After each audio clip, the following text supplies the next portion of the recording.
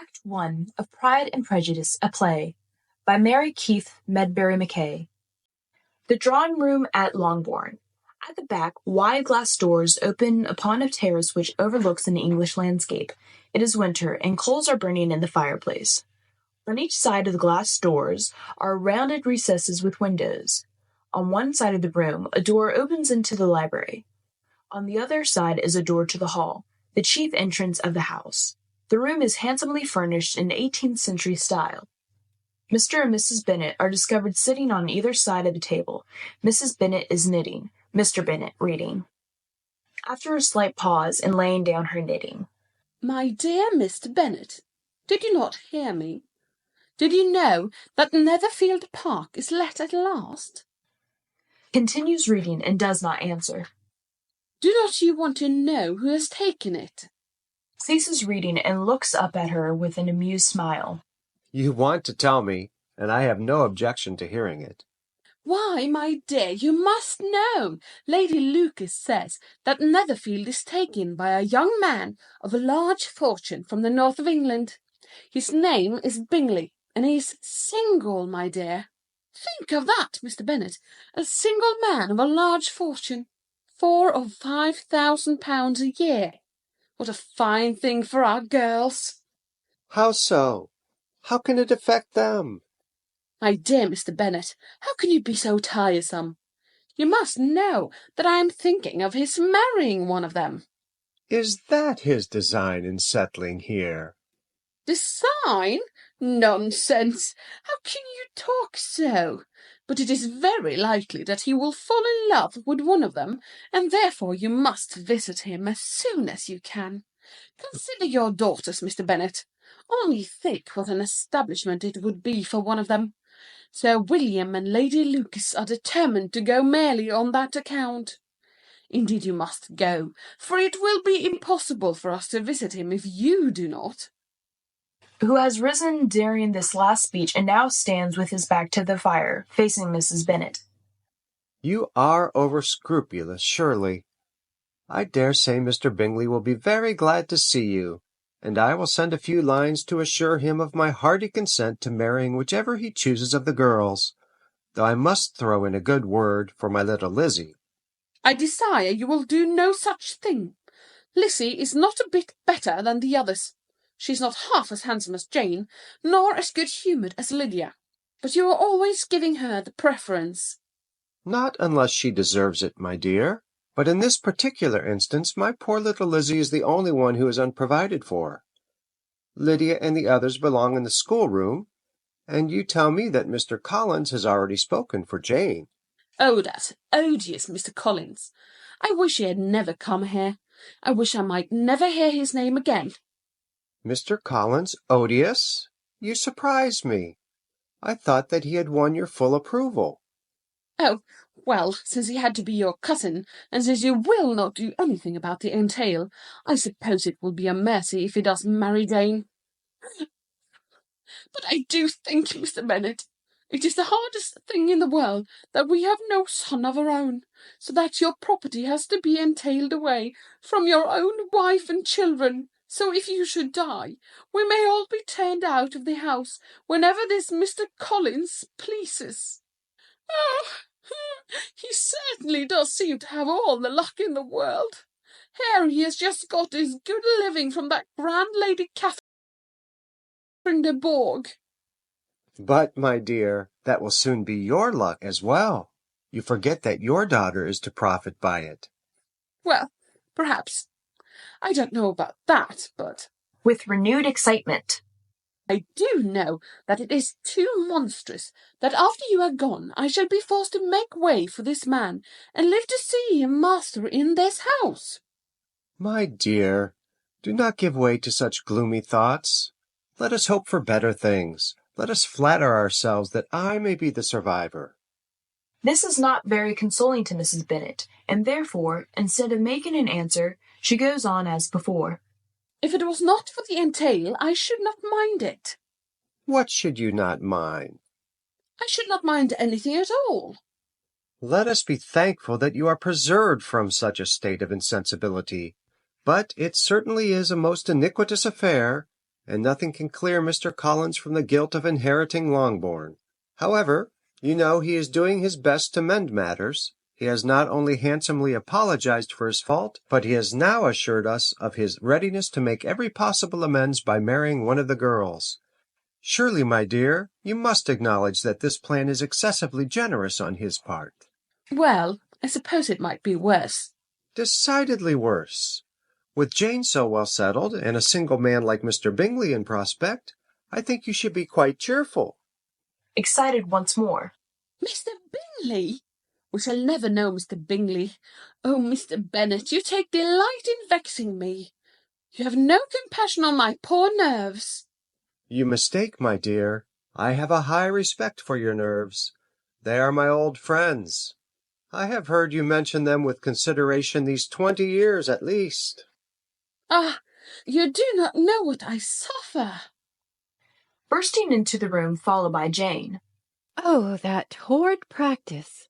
Looking back at Jane. Jane does so keep me at it.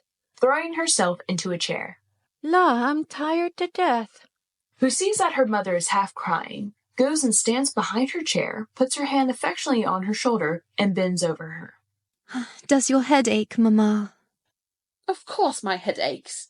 Your father is so teasing. I cannot persuade him to call on Mr. Bingley at Netherfield, so I suppose we shall never know him. Smiling. But you forget, Mamma, that we shall meet him at the assemblies, and Lady Lucas has promised to introduce him. I do not believe Lady Lucas will do any such thing. She has a daughter of her own. She is a selfish, hypocritical woman, and I have no opinion of her. No more have I, and I am glad that you do not depend on her serving you. I may have to depend on her after all, Mr. Bennet, since you will do nothing to help me.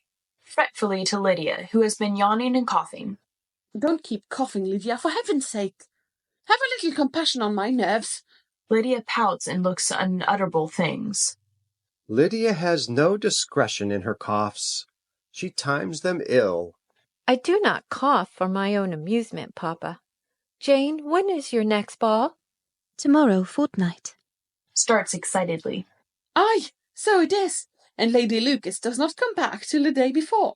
So you see it will be impossible for her to introduce Mr. Bingley, for she will not know him herself. Then, my dear, you may have the advantage of your friend, and you may introduce Mr. Bingley to her. Impossible, Mr. Bennet, when I am not acquainted with him myself. How can you be so teasing? I honour your circumspection. A fortnight's acquaintance is certainly very little. But if we do not venture, somebody else will, and if you decline the office, I will take it upon myself. As the two girls stare at their father. Oh, nonsense! Nonsense! I am sick of Mr. Bingley. I am sorry to hear that. But why did not you tell me so before? If I had known as much a week ago, I certainly should not have called upon him. Springing up from her chair and throwing her arms about Mr. Bennet's neck. What? You've really called upon him? Oh, how good in you, my dear Mr. Bennet. It is very unlucky. But as I have actually paid the visit, and as he will very likely return it at any time and bring his friend, Mr. Darcy, with him, we cannot now avoid the acquaintance of Mr. Bingley and his party. Oh, my dear Mr. Bennet, I was sure you loved your girls too well to neglect such an acquaintance. Mr. Bennet deftly takes her hands from his shoulders. She stands looking fondly at him. Well, how pleased I am. And it was such a good joke that you should have already paid Mr. Bingley a visit, and never said a word about it. Yes, yes. Well, I must go to the library. Goes to the door, but stops for a moment. Now, Lydia, you can cough as much as you choose. He goes out, looking after Mr. Bennet. What an excellent father you have, girls. Turns to the girls. I do not know how you will ever make him amends for his kindness, or me either, for that matter. At our time of life, it is not so pleasant to be making new acquaintances every day, but for your sakes, we would do anything. Looking about her. Where is Lizzie? Lydia, my love, where is your sister? Oh, she is out walking with Charlotte Lucas and that dismal Mr. Collins.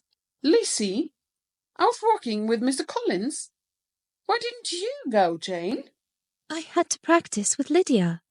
I'm sure I would have excused you. But what is Mr. Collins here for, mamma? I am sure I caught Mr. Wickham and Colonel Forster laughing at him the day we went to Meryton. Why does papa have a cousin like that? He really cannot help it. It is the entail, my love. Mysteriously. But I hope that all you girls will be very civil to him, Jane especially. I, mamma? Embarrassed. Yes, my love, you see... She is interrupted by the sound of laughter outside and Elizabeth's voice. Very well, Mr. Collins. Mrs. Bennet makes a sudden odd gesture of silence to the girls, who fail to understand. Elizabeth enters by the glass doors. She is dressed in winter walking costume, a large hat, fur-trimmed pelerine, and a large muff. She stops in the doorway and looks at Mrs. Bennet, half puzzled and smiling. Well, what is it, mamma? What is the matter? Nothing. Hush. What have you done with Mr. Collins? Laughing. Oh, Mr. Collins is safe. He has gone round to the library. With a sigh of relief. How providential. Looking back. But I have brought someone else with me. Mr. Wickham and Charlotte Lucas come in gaily. Oh, Mr. Wickham! To Mrs. Bennet. How do you do, Mrs. Bennet? This is indeed a pleasure. Going over to Jane. Miss Bennet, I am so glad to see you. You were not with our party. To Lydia. Why do you never come to Meryton, Miss Lydia? Mr. Denny is quite downcast. Pouting. La, Mr. Danny. And many other beside him, Miss Lydia. Lydia giggles. Wickham returns to Mrs. Bennet. Well, 'tis an age since we saw you, Mr. Wickham. What have you been doing? Colonel Forster keeps me so busy that I have no time for enjoyment. Yes, Mr. Wickham bears all the marks of a harassed and overworked man. Bowing to Elizabeth. Thank you, Miss Elizabeth. You have given me the very terms I needed. To Mrs. Bennet. You see before you, Mrs. Bennet, a harassed and overworked man. Miss Elizabeth will bear witness that I was on my way to a business appointment when I yielded to temptation and went off for a walk with her and Miss Lucas and their irreproachable escort. And Miss Elizabeth will also testify that you yielded with the celerity and ease of long practice. Laughing. To Elizabeth. But in this case, who was the tempter? Oh, I will admit that Mr. Collins was partially responsible. All laugh. Come, Lizzie, you have been talking to Mr. Wickham all the morning. Now, let some of the rest of us have a chance. Turning to Wickham. You must stay to dinner, Mr. Wickham. I wish I might. That is indeed a temptation. But you know, Miss Elizabeth has just reminded me of my duty. Oh, nobody ever minds Lizzie. Truly, I cannot today, Mrs. Bennet. It is too bad, but I am to meet Colonel Forster. Smiling at Elizabeth. On important business at the Drake farm. Well, I am very sorry. Hesitatingly. I might bring Colonel Forster in for a few moments on the way back. That is, if we return this way. Oh, yes, do. Yes, indeed. Tell Colonel Forster we should be delighted to see him. Thank you, I will. But now I really must be gone. Bowing brightly to Jane and Lydia. Good morning. To Charlotte Lucas. Good morning, Miss Lucas. You must let me hear about those clever plans of yours. I am vastly interested in them. To Elizabeth. Good morning, Miss Elizabeth. You must try to temper your justice with mercy the next time I join you in a walk. Pausing, he looks at Mrs. Bennet, who is standing between their daughters. Do you know, Mrs. Bennet, that you always remind me of one of my old schoolboy phrases? Filiae pulchre, mater pulchrior. Goodbye. He runs off laughing. He has only gone a few steps when Lydia, who has been standing close to the door, runs out and calls to him. Oh, Mr. Wickham! Wickham turns, and Lydia runs up to him and whispers something in his ear. Wickham laughs, then shakes his finger at her, still laughing, and goes off. Lydia stops outside and watches him. Really, Mamma, I think you should speak to Lydia. She is too forward. Nonsense. You are jealous. Jealous? Of Lydia? Well, she's no more forward than any of you. All you girls are crazy about Mr. Wickham, but I can't wonder at it. He certainly is a most engaging young man. What were those French words he said to me as he went out, Lizzie? They were Latin, dear. He paid a very charming compliment to our pretty mamma. He said, "The daughters are lovely, but the mother is lovelier." You know papa always says that you are handsomer than any of us. My dear Lizzie, I certainly have had my share of beauty, but I don't pretend to be anything extraordinary now. Mr. Collins enters. Oh, Mr. Collins, there you are. Bowing profoundly. I do not find Mr. Bennet in the library, madam. Do you know where he is? Why, freely, Mr. Collins, I can't imagine. Did you enjoy your walk? Most assuredly, madam. The beauties of nature, not only in the landscape, but also, Bowing to Elizabeth and Charlotte Lucas, in the blooming countenances of my fair companions, made our expedition a peculiarly enjoyable one. Well, I am very glad of it, I am sure. to Jane and Lydia. Girls, we haven't told Lizzie and Charlotte the news. What news, mamma? Looking at Charlotte with an ill-conceived triumph. Oh, nothing of consequence, Lizzie. Only your father has just told us that we may expect a visit at any time from our new neighbour, Mr. Bingley, and that friend of his who is stopping with him. Oh, Mr. Bingley.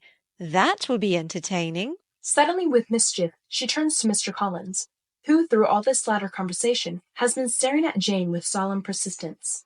Do not you think so, Mr. Collins? Starting from his absorption. Eh? What? Pompously again. Excuse me, Miss Elizabeth. On what subject did you ask my opinion? I asked you if you didn't think it was a very pleasant thing to meet new neighbours. Most assuredly, Miss Elizabeth. If those neighbours are possessed of those qualifications which redound to their own credit and to the edification of their friends. Otherwise, as a clergyman, I must hesitate in my approval. To Mrs. Bennet. You realize, I am sure, madam, the caution which should ever be exercised where my amiable young cousins are concerned. Yes, mamma, you really should be cautious. Nonsense! Why, my dear Mr. Collins, we have found out all about them. Mr. Bingley and Mr. Darcy are connected with some of the most respectable families in England. Mr. Darcy? Mr. Fitzgerald Darcy? My dear madam, can it be possible that you are to be honoured by a visit from him? Respectable indeed! Why, he is the nephew of my noble patroness, Lady Catherine de Bourgh. It is true that I have never yet had the honour of meeting him, but he frequently visits his aunt, and she has promised to bring him on some occasion to inspect my humble abode. I am surprised, indeed, by this civility on his part. I only fear there may be some mistake, for Mr. Darcy has the reputation of possessing a very natural pride of birth.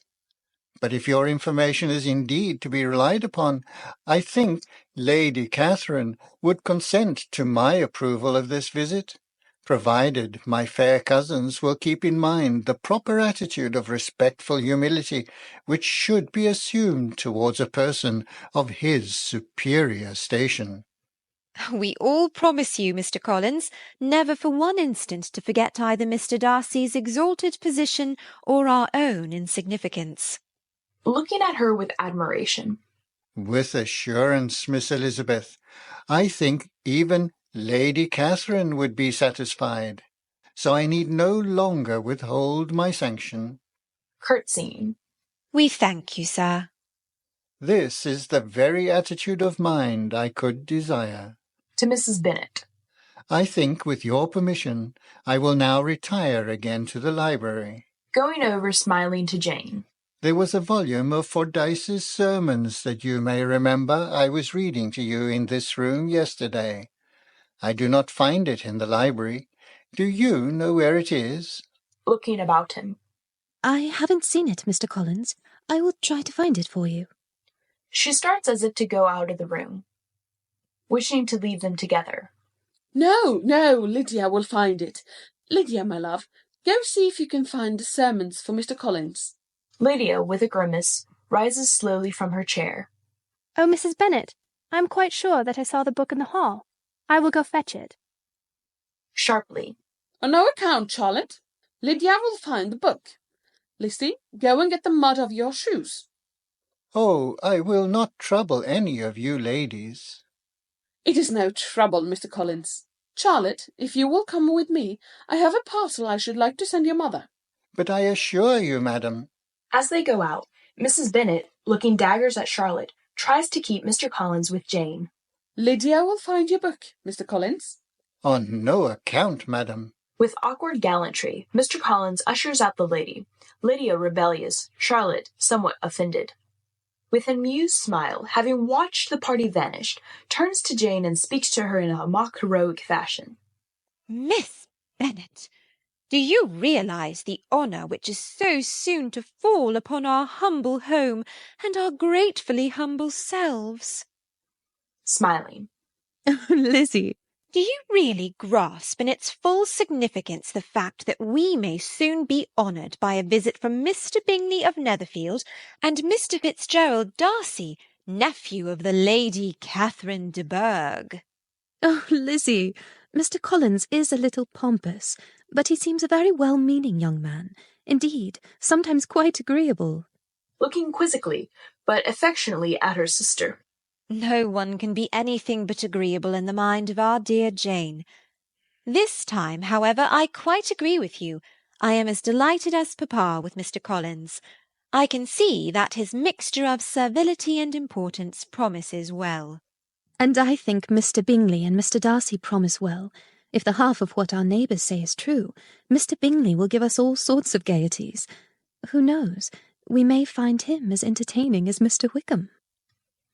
As Mr. Wickham? Then, dear Jane, we shall be rich indeed.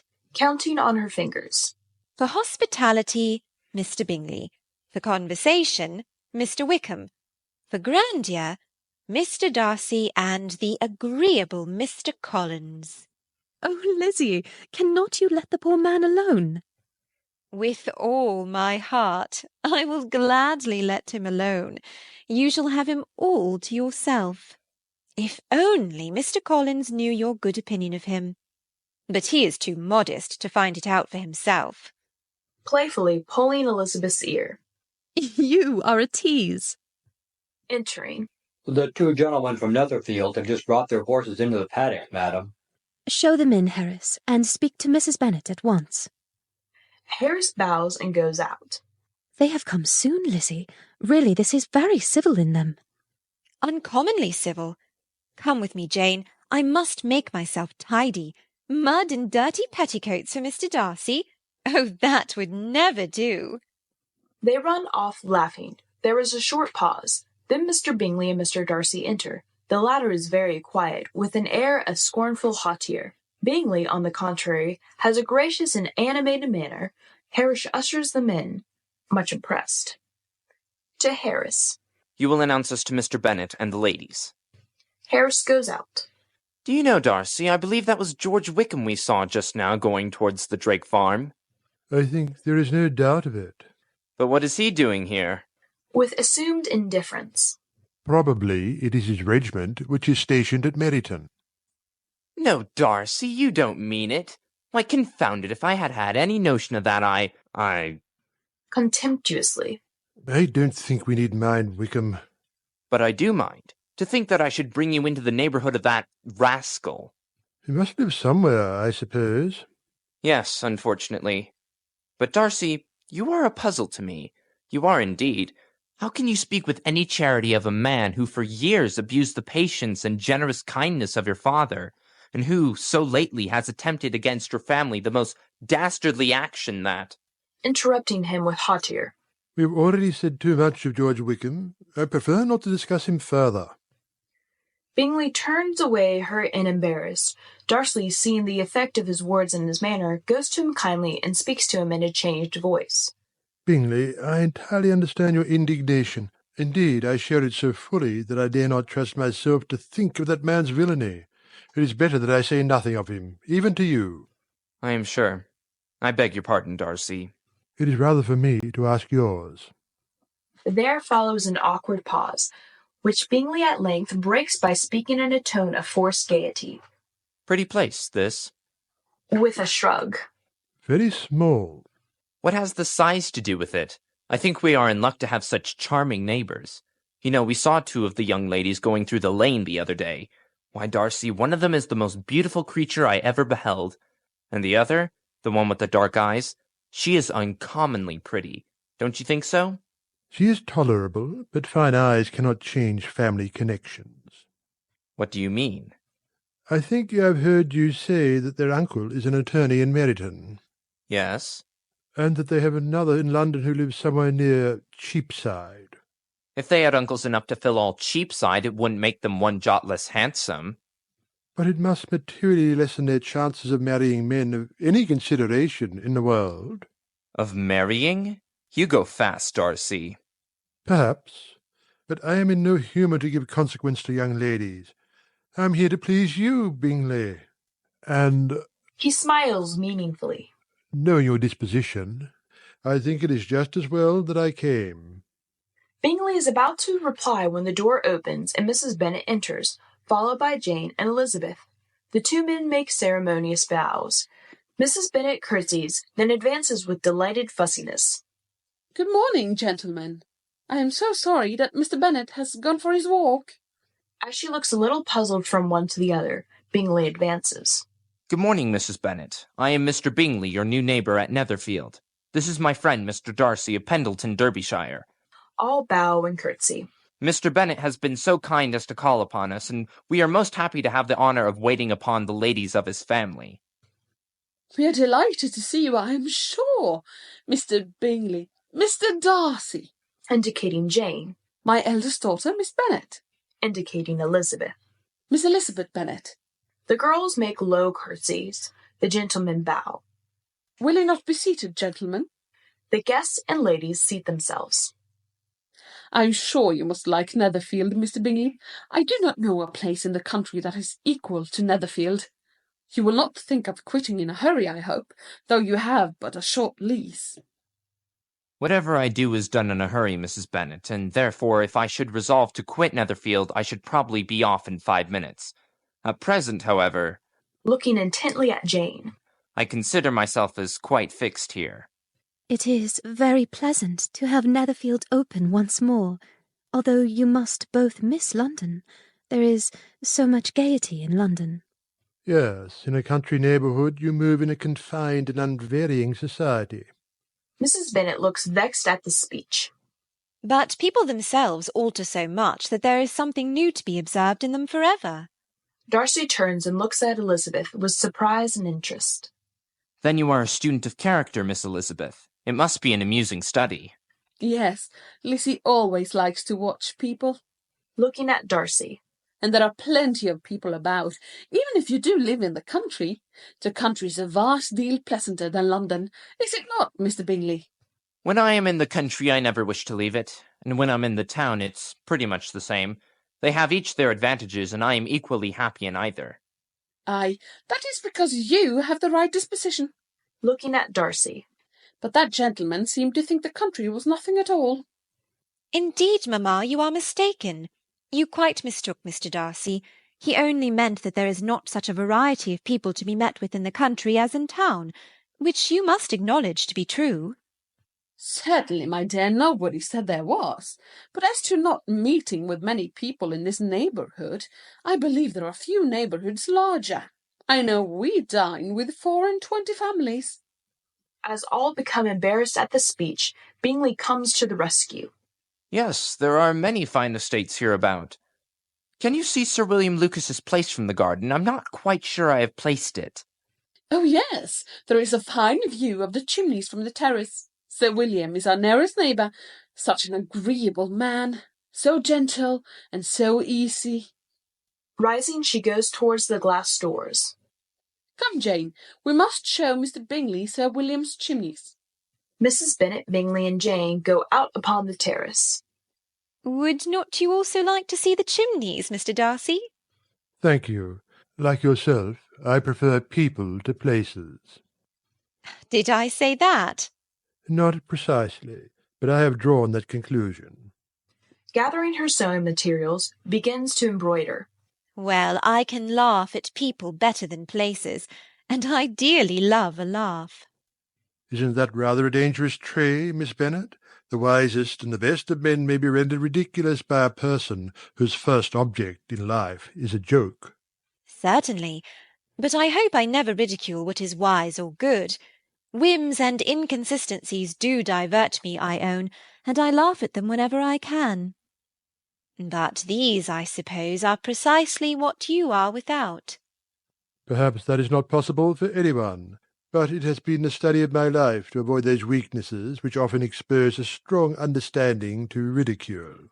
And in your list of weaknesses, do you include such faults as vanity and pride, for instance? Yes, vanity is a weakness indeed, but pride, where there is real superiority of mind, pride will always be under good regulation. I am perfectly convinced, Mr. Darcy, that you have no defect. I made no such pretension, Miss Bennet. I have faults enough. My temper I dare not vouch for. I cannot forget the follies and vices of others against myself. My good opinion once lost is lost for ever. That is a failing indeed. Implacable resentment is a shade in a character. But you have chosen your fault well. I really cannot laugh at it. You are safe from me. There is, I believe, in every disposition a tendency to some particular evil, a natural defect which not even the best education can overcome. And your defect is a propensity to hate everybody. And yours to wilfully misunderstand them. Voices are heard outside. Elizabeth applies herself to embroidery. Bingley, Jane, and Mrs. Bennet return from the terrace. The surrounding countryside is really charming, Mrs. Bennet. We think so, but you must give us a ball at Netherfield, Mr. Bingley, and then you will see that some of the people who live here are worth knowing. Oh, mamma. Mamma! Certainly, Mrs. Bennet. I had already decided upon it. I told Mr. Darcy only yesterday that as soon as my sister, Miss Bingley, had arrived, and Nicholas could make white soup enough, I should send out my cards. Did not I, Darcy? I believe you did. Well, that is vastly good in you, Mr. Bingley. And then perhaps your friend may change his mind about the country. To Darcy. You didn't come to admire Sir William's chimneys, Mr. Darcy. I was admiring your daughter's work, madam. Oh, you should see Jane's work. Lizzie is all for books like her father. She's a great reader, and has no pleasure in anything else. Jane, show your embroidered parrot to Mr. Bingley. I do not think Mr. Bingley would be interested, Mum. Oh, indeed, I should, Miss Bennet. I am very much interested in parrots. Pray show it to me. Yes, and a new handscreen. I will find it for you. All three withdraw, leaving Elizabeth and Darcy together. And so you are a great reader and take no pleasure in anything else? Mamma does not understand. I deserve neither such praise or such censure. I am not a great reader, and I have pleasure in many things. So I should have thought. Looking at the screen which he holds in his hand. It is amazing to me how young ladies can have patience to be so very accomplished as they are.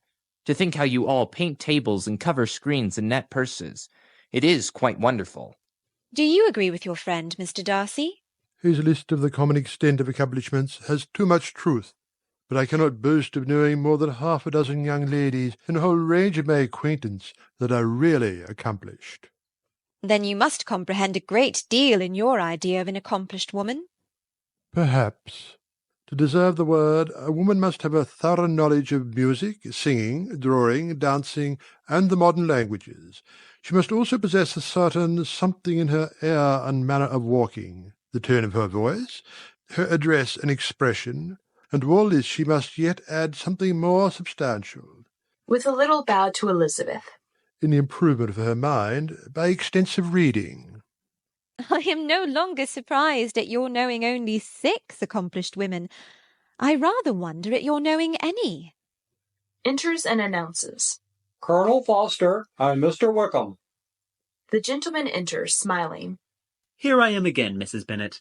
I found that Colonel Forster had a message for the young ladies. I am delighted to see you. You are just in time to meet our new neighbours.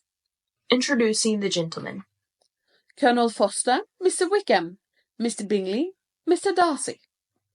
As the gentlemen enter, Mr. Darcy has his back turned to them in conversation with Elizabeth.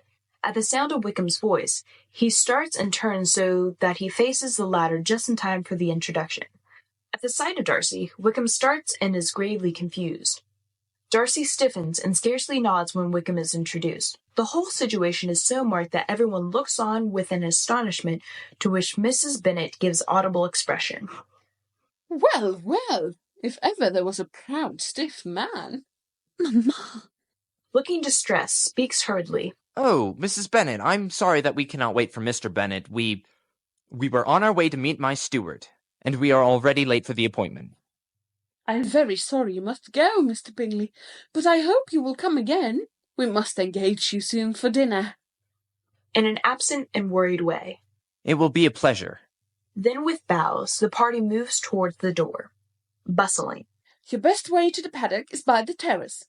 The gentlemen have almost reached the glass doors when Mr. Collins comes in excitedly, putting himself directly in the way of Bingley and Darcy. My dear Miss Elizabeth, I have this moment found out by a singular accident that there is now in this room a near relation of my patroness, Lady Catherine de Bourgh. Will you present me? He looks inquiringly from one to the other of the young men. Mr. Bingley, allow me to present my cousin, Mr. Collins. Mr. Darcy, Mr. Collins. Taking almost no notice of Mr. Bingley, he greets Mr. Darcy with servile effusion. My dear sir, I trust you will pardon me for not having paid my respects before. My total ignorance of your presence here must plead my apology. Looking severely about him at the ladies. I was not informed of it. Is there any message, sir, which I could take from you to my honoured patroness, your aunt, or to your fair cousin, Miss de Bourgh? Thank you. I will not trouble you so far. It would be no trouble, but an honour and a privilege. Disgusted, turns from him to Bingley. We are already very late, Bingley.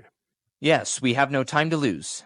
Darcy and Bingley give passing bows and go out by the glass doors. Mr. Collins keeps by Darcy's side, and, as they pass out of sight, is seen still talking to him, to his evident annoyance. All the time that the party is bidding good-bye to Bingley and Darcy, Wickham has been moodily standing by the fireplace. Elizabeth has evidently been concerned about him, for throughout the foregoing interview with Mr. Collins, she has looked at Wickham from time to time. Enters at the door leading to the hall. May I speak to you, madame? Yes, Hill, yes. To the gentleman. Excuse me for a moment. I will return directly. Mrs. Bennet and Hill go out. Oh, Miss Bennet, Miss Elizabeth, your aunt, Miss Phillips, has sent word by me that her card party is to be on Wednesday. She hopes you will surely be there. In a preoccupied way, looking towards Wickham. Oh, yes, we shall go. As he passes the piano, and looking at some music which is on the rack. Ah, here's a song you have promised to sing me. Pray sing it now, Miss Elizabeth. Really, Colonel Forster, you must excuse me for today. Jane will play for you instead. Indeed, I cannot, Lizzie. Looking meaningfully at her. Please, Jane. Oh, do, I beg, Miss Bennet. All through the following interview between Elizabeth and Wickham, the tinkle of the instrument is heard. During their conversation, Jane's back is turned, also Colonel Forster's as he looks over the music, so that Elizabeth and Wickham are practically alone. Elizabeth returns to her embroidery. There is an awkward pause for a moment. Wickham finally breaks it. How long has Mr. Darcy been in Hertfordshire, Miss Elizabeth? Only for a very short time, I believe. He comes from Derbyshire, I understand, and has a very large property there.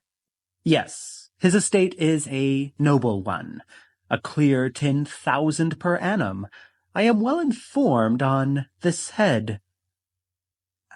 I have been connected with Mr. Darcy's family in a particular matter since my infancy. Indeed? You may well be surprised, Miss Elizabeth, at this assertion after seeing the very cold manner of our meeting just now. Are you much acquainted with Mr. Darcy? No. Though I have heard of him, I met him for the first time today. But even on this short acquaintance, I should take him to be an ill-tempered man. As if he had come to a sudden decision. Miss Elizabeth, you have been a witness of Mr. Darcy's treatment of me today, and, therefore, I feel that I must, for my own justification, acquaint you with the facts of my past connection with him. I shall respect your confidence, Mr. Wickham. I am sure of it. Mr. Darcy and I were born in the same parish. My own father, who, to be frank, was steward of the Darcy estates, gave up everything to serve the interest of the Darcy family. Mr. Darcy's father was excessively attached to me. Indeed, I was his godson. He meant to provide for me amply, and thought he had done so. I was destined for the church, and Mr. Darcy's father left to me a most valuable living. But the present Mr. Darcy chose to ignore his father's will, and gave the living to another man. This closed for me the career for which I was most fitted, and left me with almost no means of support. Good heavens! But how could that be? Why did not you seek legal redress? There was an informality in the terms of the will, which gave me no hope from the law. Mr. Darcy's father had relied implicitly upon the honour of his son. But this is quite shocking. Mr. Darcy deserves to be publicly disgraced. Some time or other he will be. Till I can forget his father, I can never defy or expose him. This feeling does you honour. But what can have induced Mr. Darcy to behave so cruelly? I must attribute it in some measure to his jealousy. His father's uncommon attachment to me irritated him. But the fact is, Miss Elizabeth, as you can see, we are very different men, and he hates me. His disposition must be dreadful. I will not trust myself on that subject.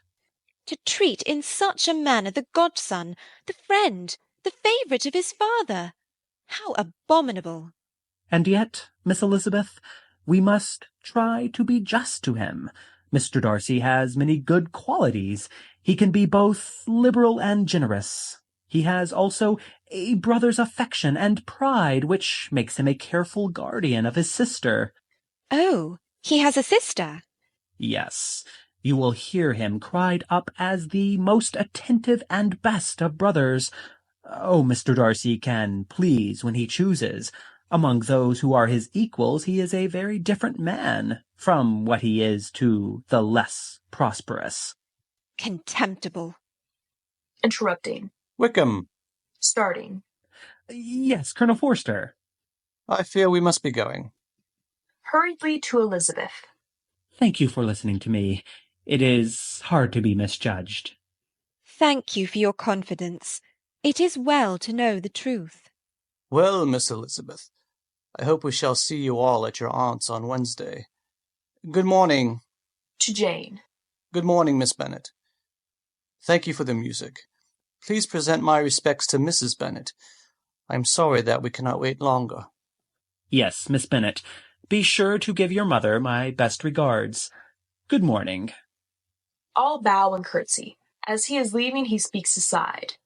Oh, Miss Elizabeth, may I entreat? You may depend upon my sympathy. Looking at her with an understanding smile. I am most grateful. The gentlemen go out the door. Jane and Elizabeth go into the recess and look from the window. There is a short pause. Enters flurried and looks about her. Well, have they gone? Mr. Collins enters through the glass doors at the centre. He sees Mrs. Bennet. Oh, madam, I am just returned from attending on Mr. Darcy. Such a privilege. He was most condescending. I was able to tell him that Lady Catherine was very well on Saturday se'nnight. He is very like Lady Catherine. I am sure you must have been impressed by his distinguished manners. Well, really, Mr. Collins. A titter is heard from the recess where the girls are seated, and then Jane's voice. Oh, Lizzie, hush. Hearing this, turns and discovers the two girls. Then he speaks to Mrs. Bennet with lowered voice, as if an idea had just come to him. This meeting is most opportune. Will you kindly step this way for a moment? He draws Mrs. Bennet aside. May I hope, madam, for your interest with your fair daughter Jane, in the matter on which we were speaking yesterday? I would solicit the honour of a private audience with her this morning. Certainly, Mr. Collins. Hesitating. But there have been some changes since then. Some things have happened. I think it is right you should know that Jane is very likely to be soon engaged. Encouragingly. But there is Elizabeth. I cannot take it upon myself to say. I cannot possibly answer. But I do not know of any prepossession in her case, and I am sure she can have no objection to listen to you. Mrs. Bennet goes to the fire and stirs it. As soon as she has finished. Then Miss Elizabeth let it be, madam. I was struck by her attitude of respectful awe when I mentioned the Lady Catherine de Bourgh. Such modesty and humility of mind cannot but recommend her to my patroness. Looking rather astonished at this last speech, but recovering herself. Yes, my daughter Elizabeth knows what is proper. She will be very happy to listen to you. Shall I call her now? I think, madam, there should be no further loss of time, as my leave of absence extends only to the coming Saturday. Very well. She goes to the recess where the two girls are talking together. Jane, I want you upstairs. Lizzie, Mr. Collins has something he wishes to say to you. Suspicious and dismayed. Dear ma'am, Mr. Collins must excuse me. I was just going away myself. Now, no nonsense, Lizzie. I desire you will stay. Mr. Collins has something very particular to say to you. As Elizabeth tries to escape. Lizzie, I insist upon you staying and hearing Mr. Collins. Come, Jane. Mrs. Bennet and Jane go out. Approaching Elizabeth, who does not move from the place where her mother left her. Believe me, my dear Miss Elizabeth, your modesty so far from doing you any disservice rather adds to your other perfections. But allow me to assure you that I have your respected mother's permission for this address. He escorts Elizabeth with clumsy gallantry to the sofa, then brings a chair and seats himself opposite her. Elizabeth has recovered herself sufficiently to begin to enjoy the humour of the situation. My fair cousin, you must have at least surmised that I am about to ask you to become the companion of my life. And perhaps I had better begin by stating my reasons for this decision, before I am run away with by my feelings on this subject. Elizabeth is so overcome with laughter at this idea that she can hardly speak or keep a decent countenance. Oh, I beg, Mr. Collins. One moment. My reasons for marrying are, first, that I think it a right thing for every clergyman to set the example of matrimony to his parish. Second, I am convinced it will add very greatly to my happiness. Third, it is the particular advice of that very noble lady, whom I have the honour of calling patroness. Believe me, Mr. Collins. Excuse me, one moment. It remains only to be told why my views were directed to Longbourn instead of to my own neighbourhood. The fact is that being as I am to inherit this estate after the death of your father, who, however, may live many years longer, I could not satisfy myself without resolving to choose a wife from among his daughters, that the loss to them might be as little as possible, when the melancholy event took place. This has been my motive, my fair cousin, and I flatter myself it will not sink me in your esteem. Mr. Collins, Rising and approaching nearer to Elizabeth. Still one moment more, and now nothing remains for me but to assure you, in the most animated language, of the violence of my affection. To fortune I am perfectly indifferent, and you may assure yourself that no ungenerous reproach on that score shall ever pass my lips when we are married. Rising in her turn. You are too hasty, sir. You forget that I have made no answer. Accept my thanks for the compliment you are paying me. I am very sensible of the honour of your proposals, but it is impossible for me to do otherwise than decline them. With another formal wave of the hand. I am not unmindful of the fact that sometimes a young lady's refusal is repeated a second or even a third time. I am, therefore, by no means discouraged by what you have just said, and I shall hope to lead you to the altar ere long. Upon my word, sir, your hope is rather an extraordinary one after my last declaration. You must pay me the compliment of believing what I say. I wish you very happy, very rich, and by refusing your hand do all in my power to prevent your being otherwise. This matter may be considered, therefore, as definitely settled. She is about to leave the room when Mr. Collins detains her. One moment. When I do myself the honour of speaking to you next on this subject, I shall hope to receive a more favourable answer. Really, Mr. Collins, you puzzle me exceedingly. I know not how to express my refusal in such a way as may convince you of its being one. You must give me leave to flatter myself, my dear cousin, that your refusals of my address are merely words, of course. I shall choose to attribute them to your wish of increasing my love by suspense, according to the usual practice of elegant females. Please, do not consider me now as an elegant female. I would rather be paid the compliment of being believed sincere. To accept your proposal is absolutely impossible. Can I speak plainer? You are uniformly charming, but I am persuaded that when my proposals are sanctioned by both your parents, they will not fail of being acceptable. Meanwhile, I may perhaps best serve my cause by leaving you to consider the matter by yourself for a while. He bows and withdraws to the door. Elizabeth, with a gesture as if she gave the whole matter up in despair, yet half amused, goes to the fireplace. Just as Mr. Collins reaches the door, Mrs. Bennet opens it. Well, Mr. Collins, are we to congratulate each other? Looking doubtfully at Elizabeth. Has all gone as you could wish? I have every reason to be satisfied, madam. My cousin has indeed steadily refused this, my first offer, and with considerable warmth, but this refusal would naturally flow from her bashful modesty. With your influence behind me, I have no doubt of my ultimate success. Yes, you may depend upon me, Mr. Collins. I will speak to Lizzie myself directly. She's a very headstrong, foolish girl, and does not know her own interest. But I will make her know it.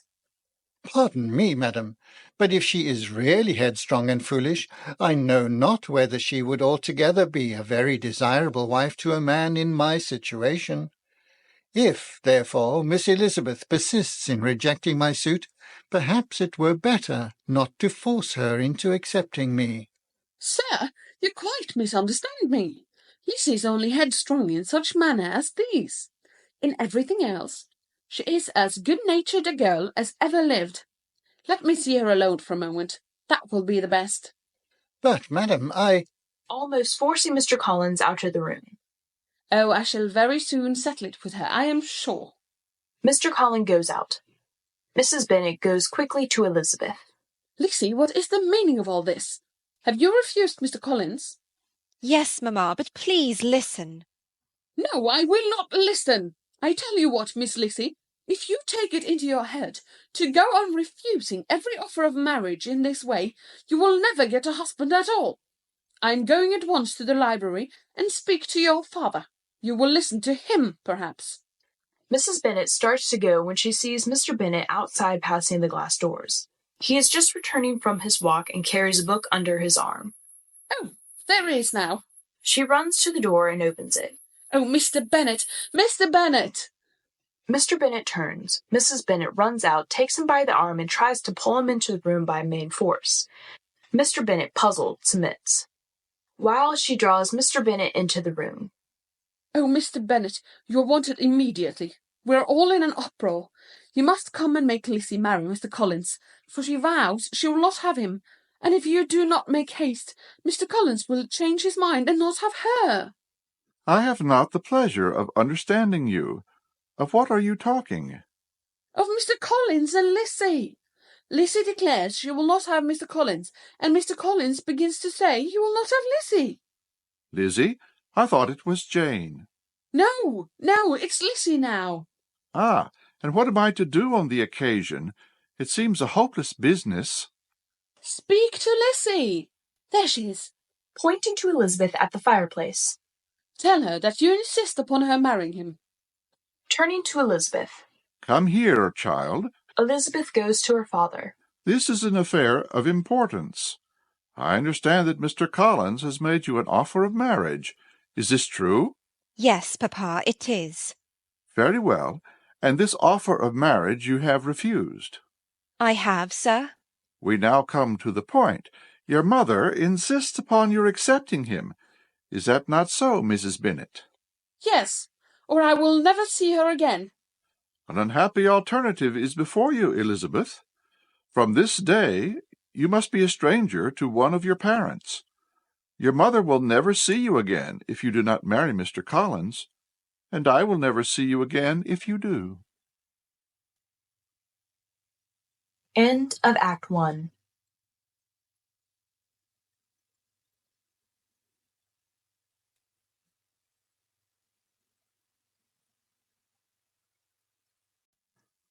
Act 2 of Pride and Prejudice, a play, by Mary Keith Medbery Macakaye.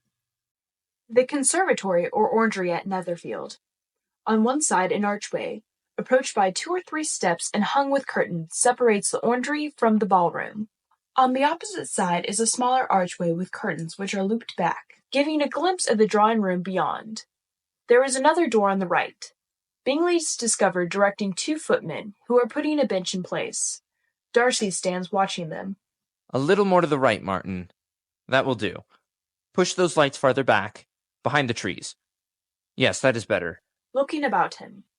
I think that is all. You may go. The men leave the room. Well, Darcy, do you approve of the arrangements? Have you anything to suggest? Any criticisms?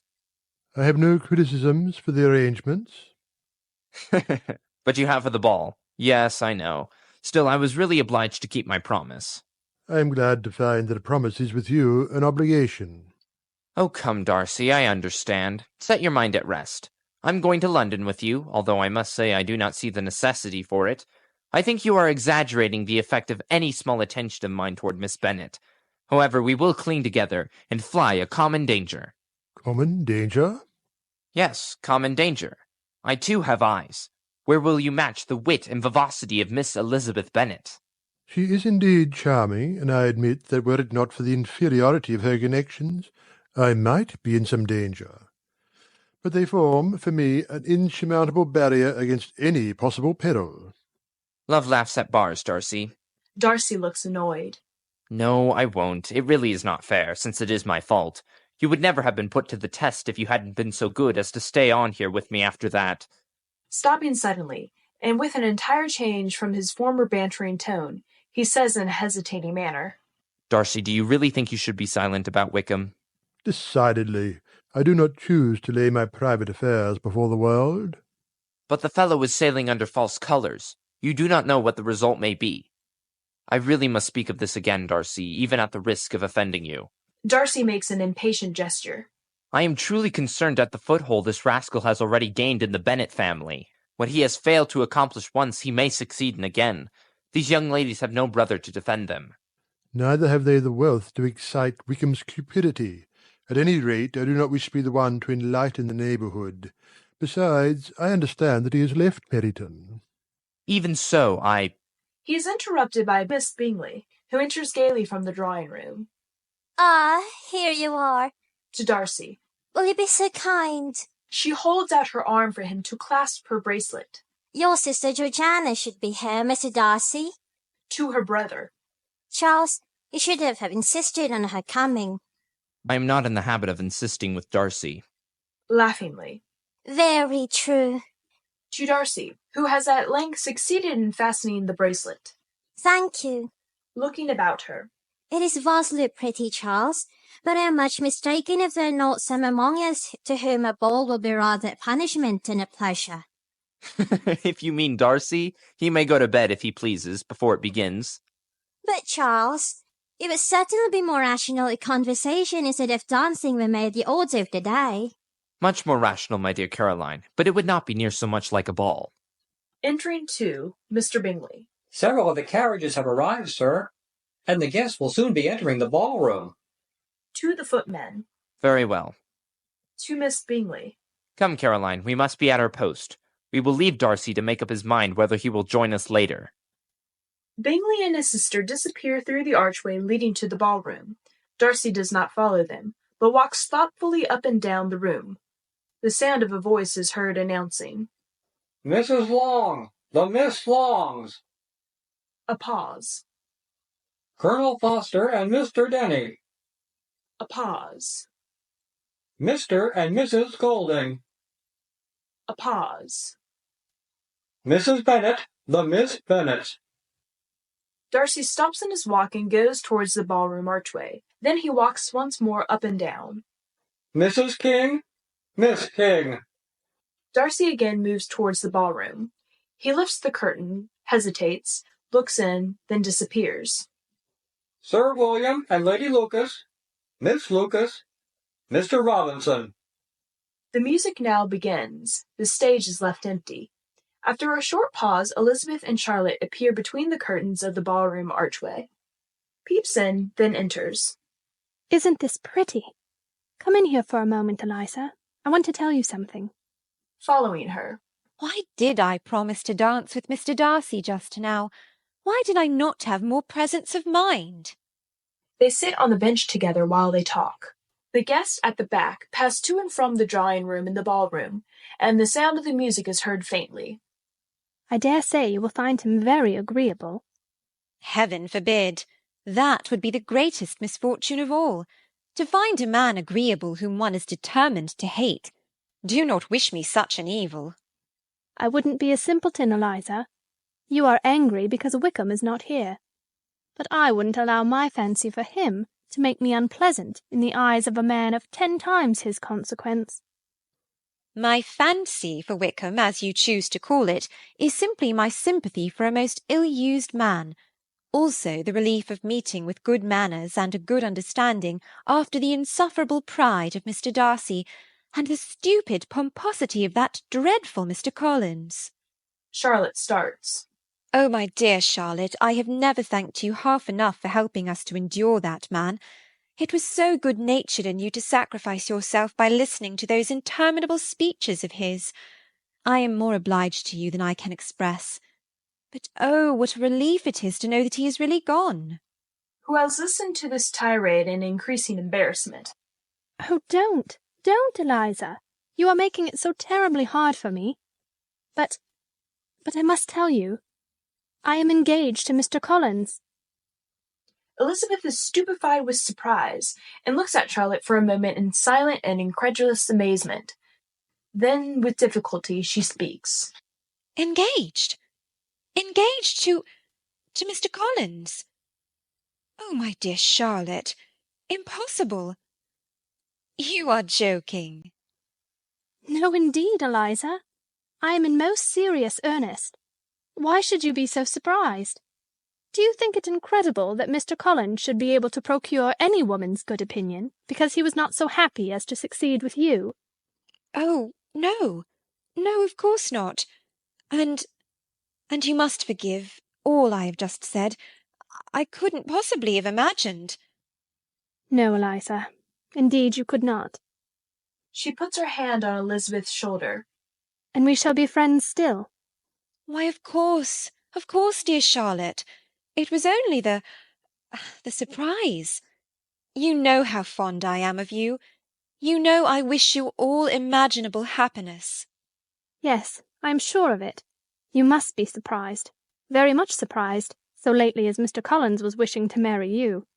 But, dear Eliza, when you have had time to think it all over, I hope you will be satisfied with what I have done. I am not romantic. I ask only a comfortable home, and considering Mr. Collins' situation in life, I am convinced that my chance of happiness with him is as fair as most people can boast on entering the marriage state. Undoubtedly. Looking at Elizabeth affectionately and wistfully. And you will come to visit me sometimes.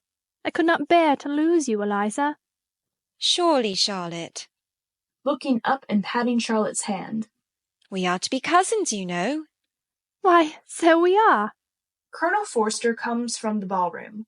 Lydia and Denny enter from the drawing-room. Hurriedly going to Charlotte. I am to have the honour of this reel, I believe, Miss Lucas. Oh, yes, Colonel Forster. She goes out with Forster, leaving Elizabeth alone, still seated. Lydia and Denny approach Elizabeth. I think we are being treated abominably ill, Lizzie. It seems that Mr. Wickham has gone off on business somewhere, so he will not be here at all. Lydia looks off towards the ballroom. Aside to Elizabeth significantly. I do not imagine his business would have called him away just now if he had not wished to avoid a certain gentleman. Suddenly. Why, Mr. Denny, I do believe the reel is half over. I dearly love a reel. We shall miss it altogether. Come. She drags Denny off. Alone. Well, well. The world is surely upside down. Charlotte and Collins. What a match. Approaching from the ballroom. Do you not feel a great inclination, Miss Bennet, to seize such an opportunity of dancing a reel? Elizabeth makes no answer. Do you not enjoy the reel, Miss Bennet? Looking up. Oh, I heard you before, but I could not immediately determine what to say in reply. You wanted me, I know, to say yes, that you might have the pleasure of despising my taste, but I always delight in overthrowing that kind of scheme. I have therefore made up my mind to tell you that I do not want to dance a reel at all, and now despise me if you dare. Smiling. I do not dare. Miss Bingley enters from the ballroom with an officer. They talk together. Entering from the ballroom and looking about him, sees Elizabeth and comes to her. May I have the honour, Miss Bennet?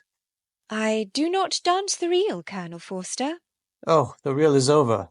This is our dance. She goes off with Colonel Forster. Darcy remains where Elizabeth leaves him and watches her till she disappears into the ballroom. The officer bows and leaves Miss Bingley. Approaching Darcy. I can guess the subject of your reverie. I should imagine not. You are considering how insufferable it would be to pass many evenings in such society. Indeed, I'm quite of your opinion. I was never more annoyed. The insipidity, and yet the noise. The nothingness, and yet the self-importance of all these people. What would I give to hear your strictures in them? Your conjecture is totally wrong. I assure you my mind was more agreeably engaged. I was meditating on the very great pleasure which a pair of fine eyes in the face of a pretty woman can bestow. Looking at him very meaningfully and sweetly, speaks with coquetry. Indeed. And will not you tell me what lady has the credit in inspiring such reflections? With great intepidity. Miss Elizabeth Bennet. Taken aback. Miss Elizabeth Bennet! I'm astonished. How long has she been such a favourite? Pray when I'm to wish you joy. That is exactly the question which I expected you to ask. A lady's imagination is very rapid. It jumps from admiration to love, from love to matrimony, in a moment. I knew you would be wishing me joy. Now, if you're so serious about it, I shall consider the matter as absolutely settled. You will have a charming mother-in-law. Of course, you'll always be at Pemberley with you. Perhaps you might give a few hints as to the advantage of holding her tongue. Thank you. Have you anything else to propose to my domestic felicity? Oh, yes. Let the portrait of your uncle dear Johnny be placed next to your great uncle the judge. They aren't the same profession, you know, only in different lines. As for your Elizabeth's picture, you must not attempt to have it taken, for what painter could do justice to those beautiful eyes? It would not be easy, indeed, to catch their expression, but their colour and shape, and the eyelashes, so remarkably fine, might be copied. Oh, I fear not. Elizabeth and Colonel Forster, with others, enter from the ballroom. Miss Bennet with Lady Lucas from the drawing-room. Here comes the fair one. Seen Mrs. Bennet. And mamma-in-law as well. I will not intrude in a family party. She goes off laughing and mingles with the guests. Colonel Forster bows and leaves Elizabeth with her mother. Bingley enters with Jane from the drawing-room. He sees Darcy, who is standing where Mrs. Bingley left him, and comes to him. I thought this next dance was the one you liked so much, Darcy. Let me find you a partner. Starting, as if in a reverie. So it is. Thank you, I have a partner. He goes to Elizabeth, bows, and they go into the ballroom together. Mrs. Bennet and Mrs. Long follow them. Looking after Darcy with a smile, turns to Jane. You must be tired, Miss Bennet. I propose that we sit quietly through this dance. Do you agree? Yes, indeed. She sits on the bench. It will be very pleasant. Looking about her. How very prettily you have arranged all the rooms, Mr. Bingley. I'm so glad you think so. I feared they were rather inconvenient for so large a party. Oh, I find them delightful. You are always charitable, Miss Bennet. It seems to me you always manage to see the best side of everything. I never knew you to say an ill word about a person or a place. Smiling. Oh, I fear that is not quite exact. I only try to see things in their best light, perhaps. That is just it. The rest of us rarely try to see things in that way. So you see, I have proved my case. You are too amiable. Not for tonight, Mr. Bingley. Everybody is of one mind tonight. There is but one point of view. You are giving nothing but pleasure. I wish it were so, but, dear Miss Bennet, I wish to tell you, I must tell you. He is interrupted by the people coming in again from the dance. Darcy and Elizabeth enter with Sir William, Lucas, and others. Bingley and Jane rise from their seats and walk slowly towards the back of the room. Darcy escorts Elizabeth to a seat and stands by her. Both are silent for a moment. It is your turn to say something now, Mr. Darcy. I talked about the dance, and you ought to make some kind of remark on the size of the rooms, or the number of couples. Smiling. I assure you I will say whatever you wish. Very well, that reply will do for the present. Perhaps by and by I may observe that private balls are much pleasanter than public ones.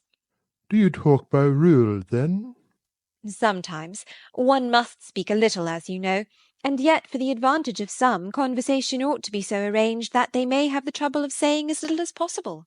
Are you consulting your own feelings in the present case, or do you imagine that you are gratifying mine? Both. For I have always seen a great similarity in the turn of our minds. We are each of an unsocial, taciturn disposition, unwilling to speak unless we expect to say something that will amaze the whole room, and be handed down to posterity with all the éclat of a proverb. This is no very striking resemblance of your own character, I am sure. How near it may be to mine, I cannot pretend to say. You think it a faithful portrait, undoubtedly. I shall not decide on my own performance. There is a short silence. Then, as if with an effort, Elizabeth speaks. I am surprised not to see Mr. Wickham here tonight.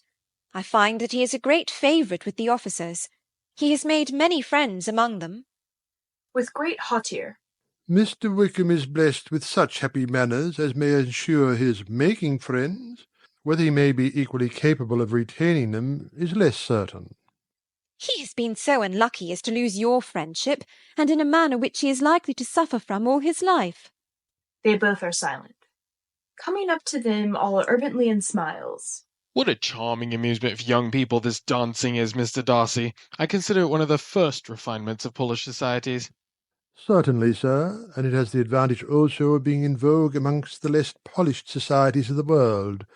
Every savage can dance. Smiling. Do you often dance at Sir James's? Never, sir. You have a house in town, I conclude. Mr. Darcy bows, but does not speak. I had once some thoughts of fixing in town myself, but did not feel quite certain that the air of London would agree with Lady Lucas.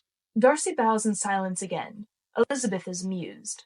But I must not further interrupt you, sir. I only wish to tell you once more how highly gratified I have been by your superior dancing. Allow me also to say that your fair partner does not disgrace you.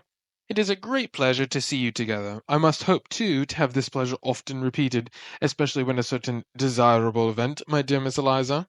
Glancing at Bingley and Jane, who are talking earnestly together at the back of the scene.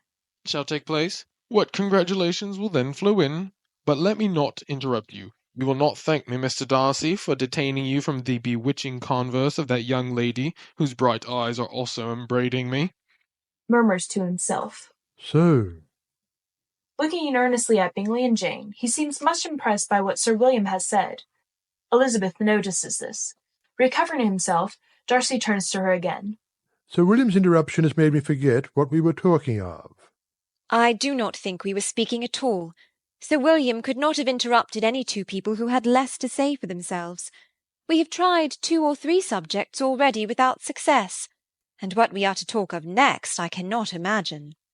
Smiling. What think you of books? Books? Oh, no.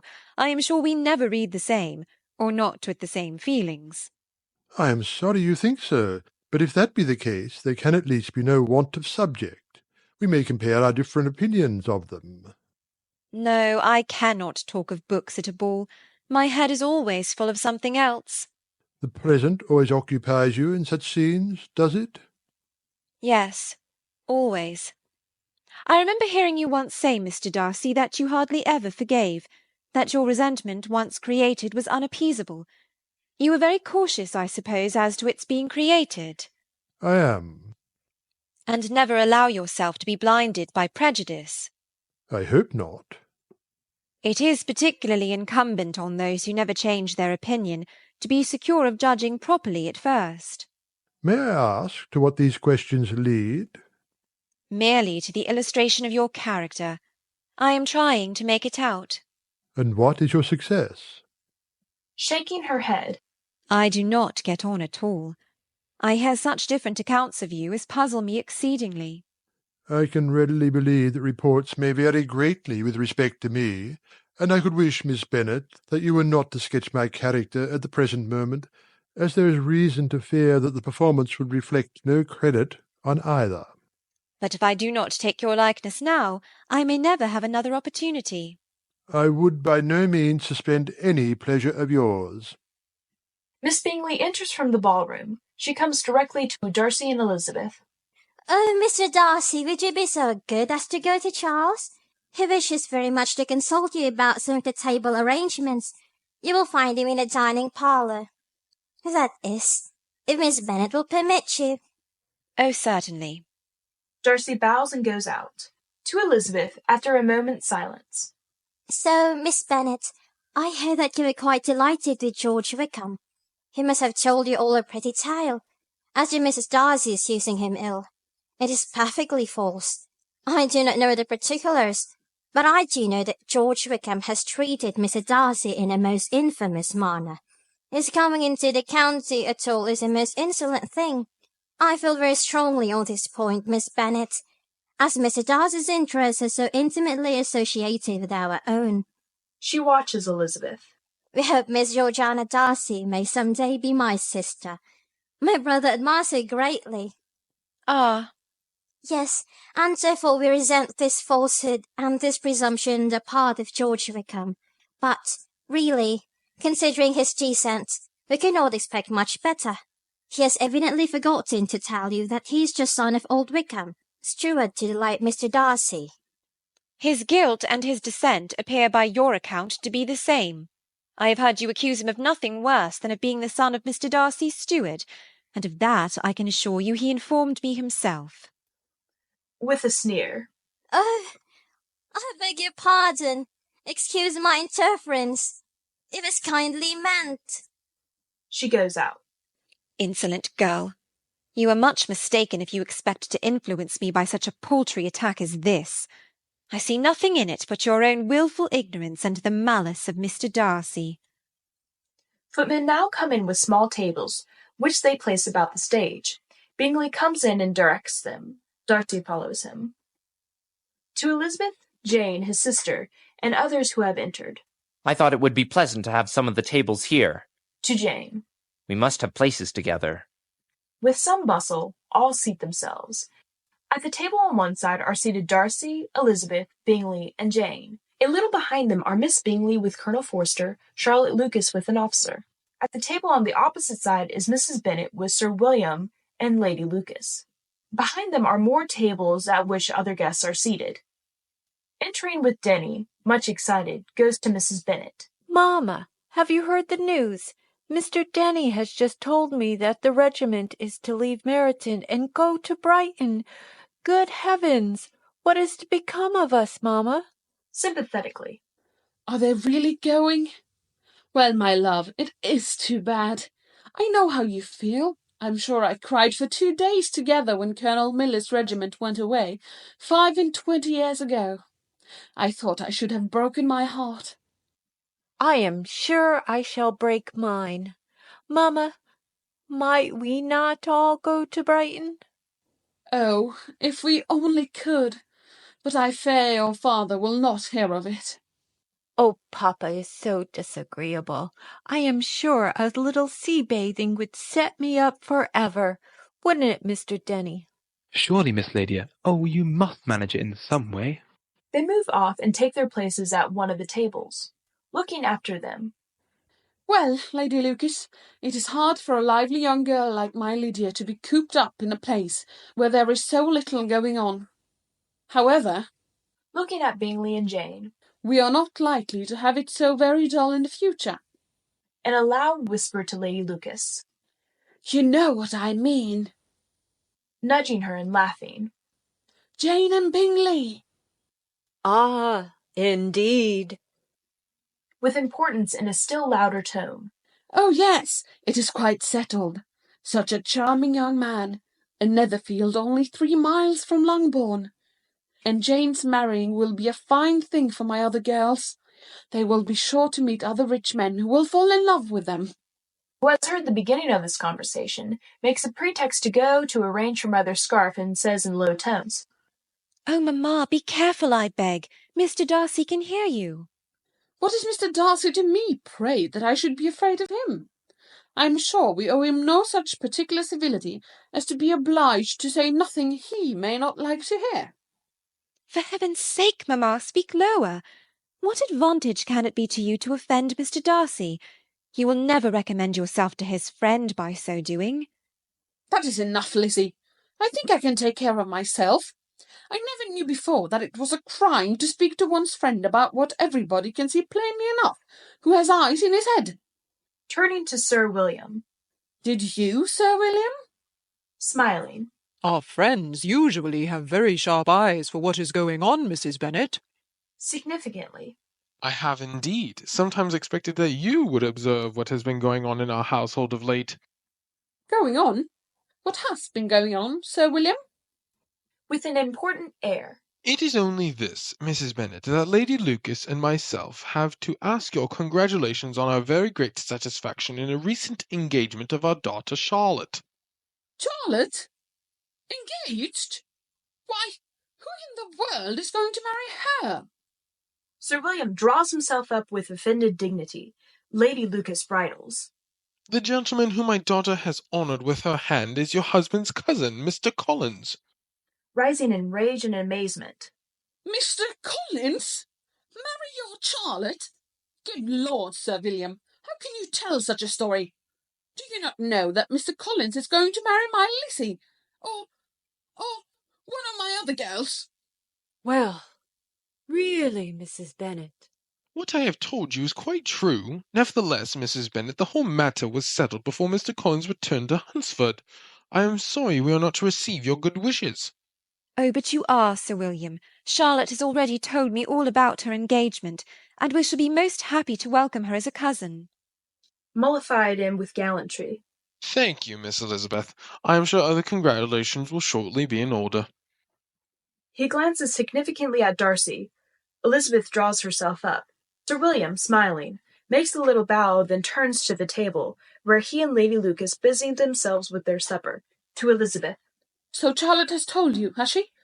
I don't believe a word of it. Oh, mamma. I'm sure Mr. Collins has been taken in. Well, I trust they will never be happy together, and I hope the match will be broken off. Mamma! Turning on Elizabeth in a rage. And you are the cause of this whole mischief, Lizzie. I think I have been barbarously used by you all. While this conversation has been going on, the other guests have been taking their supper. Colonel Forster now rises with a glass of wine in his hand. Ladies and gentlemen. The buzz of conversation ceases. Ladies and gentlemen, I should like to propose the health of Mr. Bingley. Mr. Bingley. Mr. Bingley. Raising his glass. To Mr. Bingley, may the pleasure which he has given us all tonight be but a foretaste of the future happiness which he will both receive and give in this community. Mr. Bingley, Colonel Forster, Mr. Bingley. Mr. Bingley. Mr. Bingley. All drink as Bingley bows. Rising. And may I be allowed to still further express the sentiments of this community by proposing another toast in which I am sure you will all join me with enthusiasm? Raising his glass. To the Master of Netherfield, may he retain that title from his present fortunate youth to his future green and honoured old age. Drinking. Mr. Bingley, Sir William, Mr. Bingley. Rising. Ladies and gentlemen, friends. Hear, hear. I really cannot tell you how much I am touched by the very kind words of Colonel Forster and Sir William, and I only wish that I deserved them. You. Embarrassed and looking towards Darcy, who, with folded arms, is staring at the ceiling. No, I do not. I did not like to speak of such a painful thing on an occasion like this, and so I have told no one of the fact that I am about to leave Netherfield. Leave Netherfield? Oh. Still more ill at ease. Yes, it is a very sudden decision, but important interests have made it necessary for me to leave Netherfield. But only for a time, Mr. Bingley. Let us hope it will only be a temporary separation. Why, surely, Mr. Bingley, you will be back again very soon? No. I am afraid my returning at all is extremely uncertain. In fact, I expect to leave Netherfield permanently. Great consternation. Jane looks down. Elizabeth looks at Darcy. Miss Bingley has a triumphant smile. Oh, my dear Mr. Bingley. This is indeed a calamity. To Elizabeth. Good Lord, Lizzie.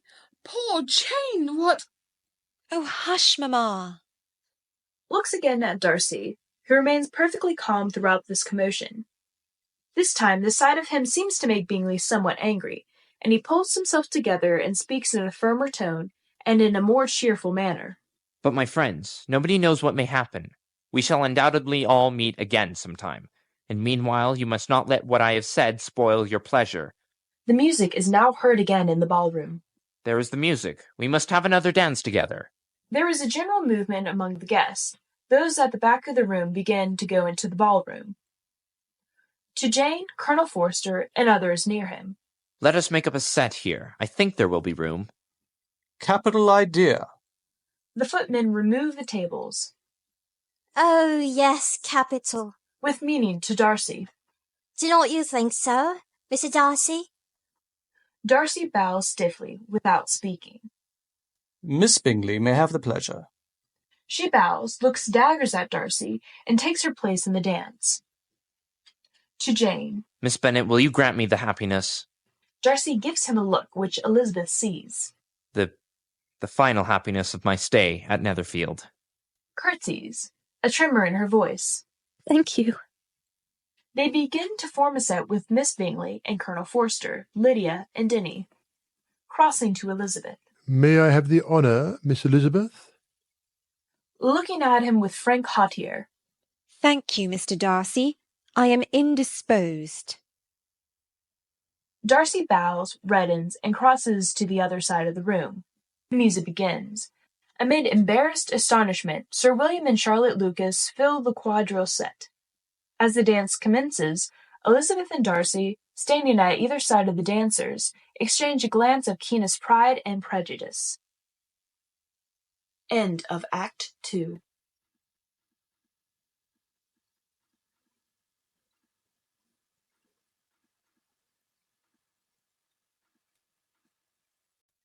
Act 3, A Pride and Prejudice, a play, by Mary Keith Medbery Macakaye. The parlour of Mr. Collins' personage at Hunsford. At the back of the room is an open door. This door leads directly into the garden, beyond which is seen, through an opening in the trees and the park opposite, the prospect of Rosings, the residence of Lady Catherine de Bourgh, a handsome modern building on rising ground. A wide cottage window, also at the back of the room, gives a plain view of the passer-bys. On either side of the parlour is a door leading to the other parts of the house. Elizabeth is discovered standing at the open door and looking up at someone outside who is evidently climbing the trellis. Outside. Is this the cluster you wished, Miss Bennet? No, Colonel Fitzwilliam. Those are buds. There are ones higher still. There by the eaves. Elizabeth laughingly watches Colonel Fitzwilliam until he appears with a cluster of half-opened roses, which he presents to her in a gallant air, taking the roses and putting them in her girdle. Thank you. May not I have one as my reward, Miss Bennet? Is not accomplishment its own reward? And is not the power to be generous the highest reward that can be given to any accomplishment? Oh, surely.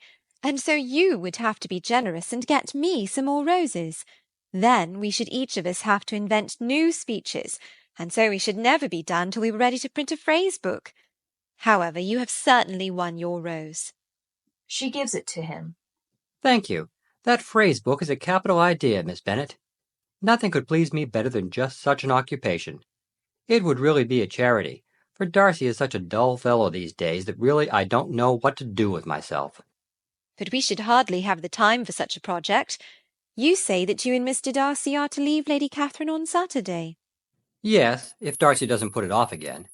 He has already paid our aunt a much longer visit than ever before. I am at his disposal, you know. He arranges the business just as he pleases. I do not know anybody who seems more to enjoy the power of doing what he pleases than Mr. Darcy. He likes to have his own way very well, but so do we all. It is only that he has better means of having it than many others. Looking at his watch. I suppose I ought to go and look for him now. I expected to find him here. With a meaning smile. As not unfrequently happens. But since he is not, he probably expects me to meet him at the crossroads. I imagine your cousin brought you down with him chiefly for the sake of having somebody at his disposal. I wonder he does not marry to secure a lasting convenience of that kind. But perhaps his sister does as well for the present, and as she is under his sole care, he may do what he likes with her. No, that is an advantage which he must share with me. I am joined with him in the guardianship of Miss Darcy. Are you indeed? And pray, what sort of guardian do you make? Does your charge give you much trouble? Young ladies of her age are sometimes a little difficult to manage, and if she has the true Darcy spirit, she may like to have her own way. Colonel Fitzwilliam looks at Elizabeth very suspiciously as she makes this last remark. Why do you suppose Miss Darcy is likely to give us uneasiness, Miss Bennet? Oh, nothing at all. You need not be frightened. I never heard any harm of her. She is a great favourite with a lady of my acquaintance, Miss Bingley. I think I have heard you say that you knew Miss Bingley. I know her a little. Her brother is a pleasant, gentlemanlike man. He is a great friend of Darcy's. Oh, yes. Mr. Darcy is uncommonly kind to Mr. Bingley, and takes a prodigious deal of care of him. Care of him? Yes, I really believe Darcy does take care of him. From something he has told me, I have reason to think Bingley very much indebted to him. Stopping. But I ought to beg his pardon, for I have no right to suppose that Bingley was the person meant. What is it you mean? It is a circumstance which, of course, Darcy would not wish to be generally known, because if it were to get round to the lady's family it would be an unpleasant thing. You may depend upon my not mentioning it. And remember that I haven't much reason for supposing it to be Bingley.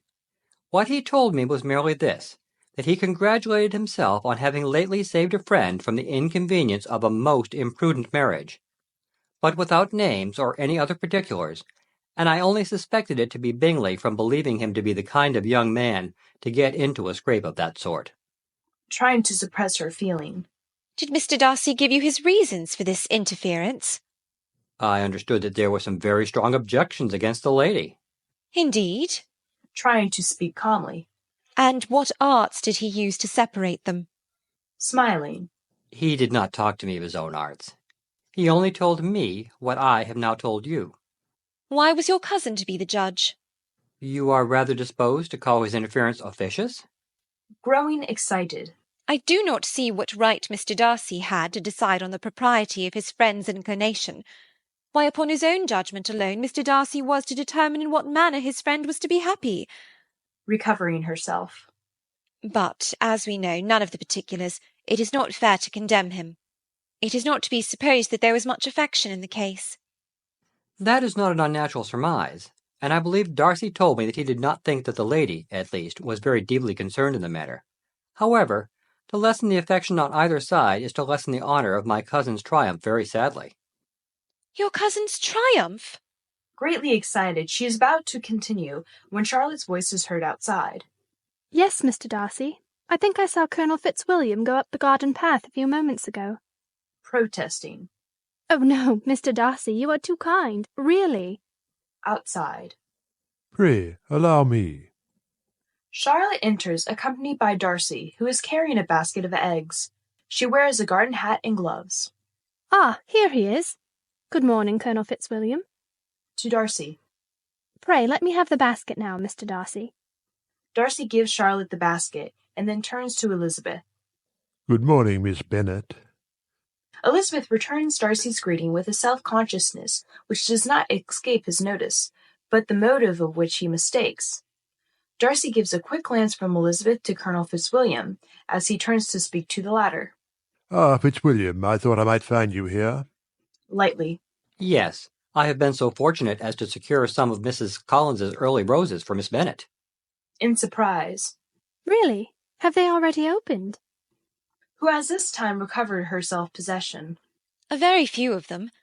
But Colonel Fitzwilliam was obliged to climb very near to the sun to get me these. She looks admiringly upon the flowers as she speaks, showing the rose which Elizabeth has given him. And you see, I have my reward. Smiling faintly. Colonel Fitzwilliam might not have won his prize so easily, Miss Bennet, had there been others in the field. Ah, no, Mr. Darcy, I cannot lessen Colonel Fitzwilliam's achievement by admitting any such possibility. Gallantly. Thank you, Miss Bennet. Darcy turns away with an unconscious look of chagrin. Well, surely my roses will have to bloom their prettiest this season, in return for all the attention they have received. To the young men. Will not you be seated, gentlemen? Thanks, no, Mrs. Collins. I merely stopped for Colonel Fitzwilliam, but perhaps his rose-gathering has caused him to abandon our project of taking a walk together this morning. By no means, Darcy. That pleasure has only been deferred. Very good, then. We will go at once, if Mrs. Collins and Miss Bennet will pardon me this hasty call. Certainly, Mr. Darcy. Elizabeth also, absent-mindedly, murmurs her assent, for which Darcy lingers with vague uneasiness before departing with Fitzwilliam. Charlotte looks at Elizabeth curiously, then calls to the little maid, who enters. Martha, take these eggs to the pantry. Do not disturb them. Very well, ma'am. She curtsies and goes out, taking off her hat and gloves. Now, Eliza, we must get to our work and have a comfortable chat. You have been here nearly 2 weeks, and we really haven't had a good talk yet. Getting out her embroidery. Yes, you promised me a quiet visit, Charlotte, but I find you are more lively here than we are at Longbourn. The two ladies sit at the table with their embroidery. But how could I have anticipated the arrival here of 2 very attentive young gentlemen? Smiling at Elizabeth. It is really quite a surprising coincidence, or else Mr. Darcy has timed his visit to his aunt very cleverly. As to these daily visits to the parsonage, you may be sure I do not take to myself the credit of them. Neither of these young gentlemen would ever come so often to see me. I have to thank you, Eliza, for this civility. With a little temper. You may thank a lack of occupation on their part. You know very well my opinion of Mr. Darcy. Yes, You have often expressed it. I wish I were as well informed of Mr. Darcy's opinion of Eliza. When you know the one, you know the other. They are identical. Well, perhaps under the circumstances, that is the most satisfactory condition of things. And do we hold the same opinion of Colonel Fitzwilliam? Tossing her head. Oh, Colonel Fitzwilliam. Looking at Elizabeth sharply, and after a short silence. And so Jane is once more at home after her visit in London, and Lydia has gone to Brighton after all. How did she ever manage to persuade your father? Oh, Lydia was so determined upon it that she and mamma gave my father no peace till they had teased him to consent. But I am very sorry. Lydia is too foolish, too ignorant and wilful to be trusted away from home. I only hope that no harm will come of it. And is Mr. Wickham still with the regiment? Yes, he went with it to Brighton.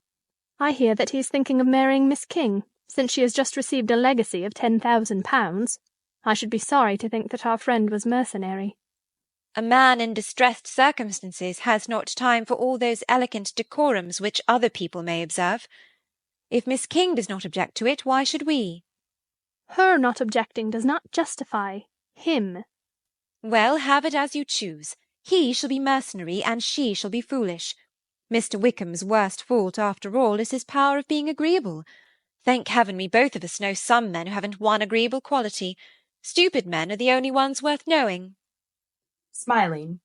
Well, well, Eliza, that speech savours a little of disappointment. Oh, yes, anything you please. Changing the subject. And you say that Jane is not in her usual spirits? Yes.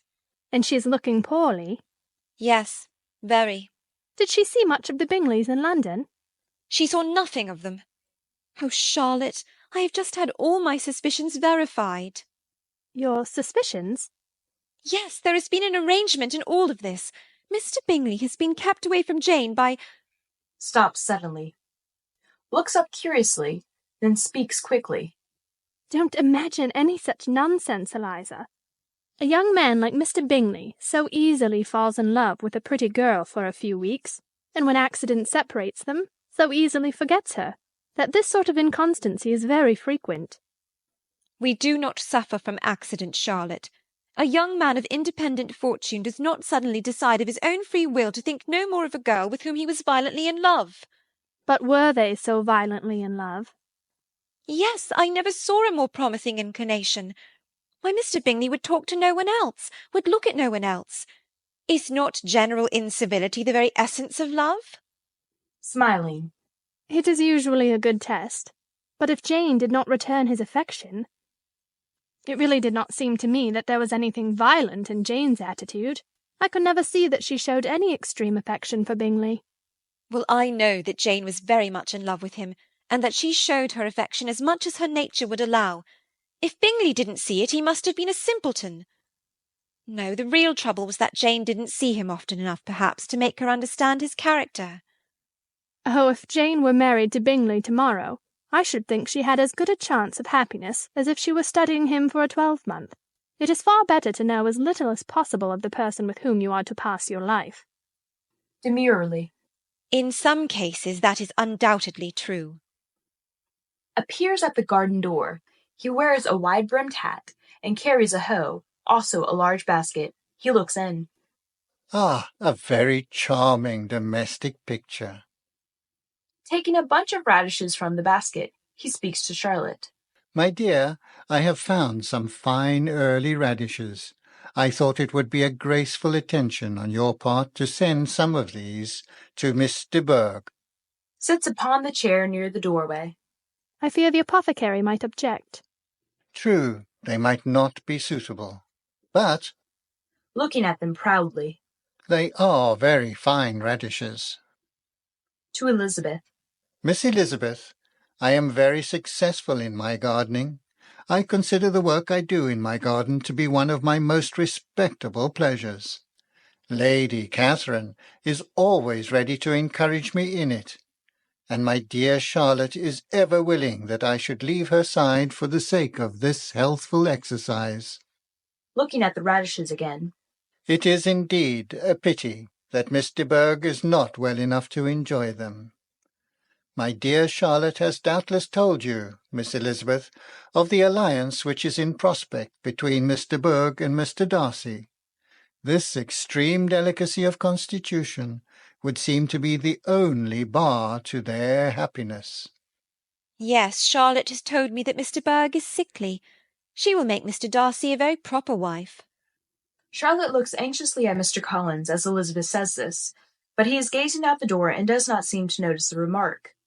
I hope you are pleased with Kent, Miss Elizabeth.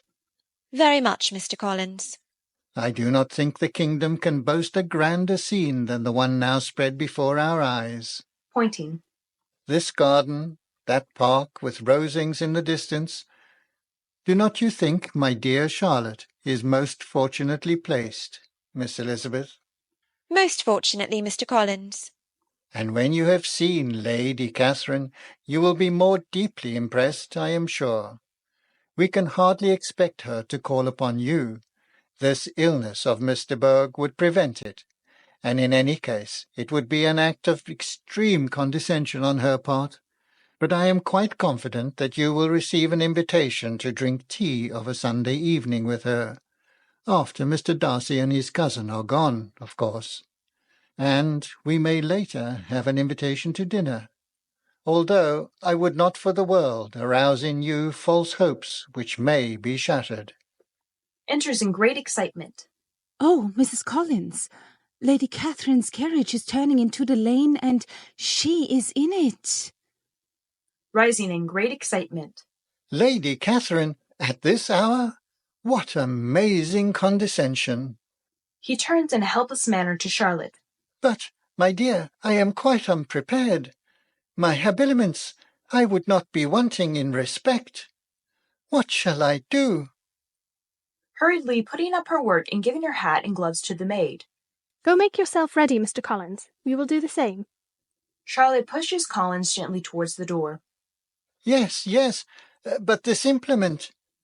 He holds out the hoe. Give it to Martha. Mr. Collins hastily gives the hoe to the maid and then goes out. He instantly returns, however, and again appeals in distressed tones to his wife, holding out the basket. And these radishes, my dear? Martha, take the radishes from Mr. Collins. Yes, ma'am. The maid tries to hold at once basket, hoe, hat, and gloves, as she stands in the corner, open-mouthed. Again emerging from the door. Do not make yourself uneasy about your own apparel, Miss Elizabeth. Lady Catherine is far from requiring that elegance in us which becomes herself and daughter. Oh, do go, Mr. Collins. Lady Catherine will be here in an instant. She shuts the door on Mr. Collins, greatly amused at all this excitement. Are you going to make any change in your dress, Charlotte? Do you wish me to do so? Well, Eliza, if you wouldn't mind, I should like you to put on your sprigged muslin. In spite of what Mr. Collins says, I know it would please him. I have no time to change. Is my cap straight? Oh, here she is. To the maid, who stands staring with her arms full. Why, Martha, are you still there? Go! Go! She bustles the maid out of one door, then runs to the other, calling her husband. Mr. Collins!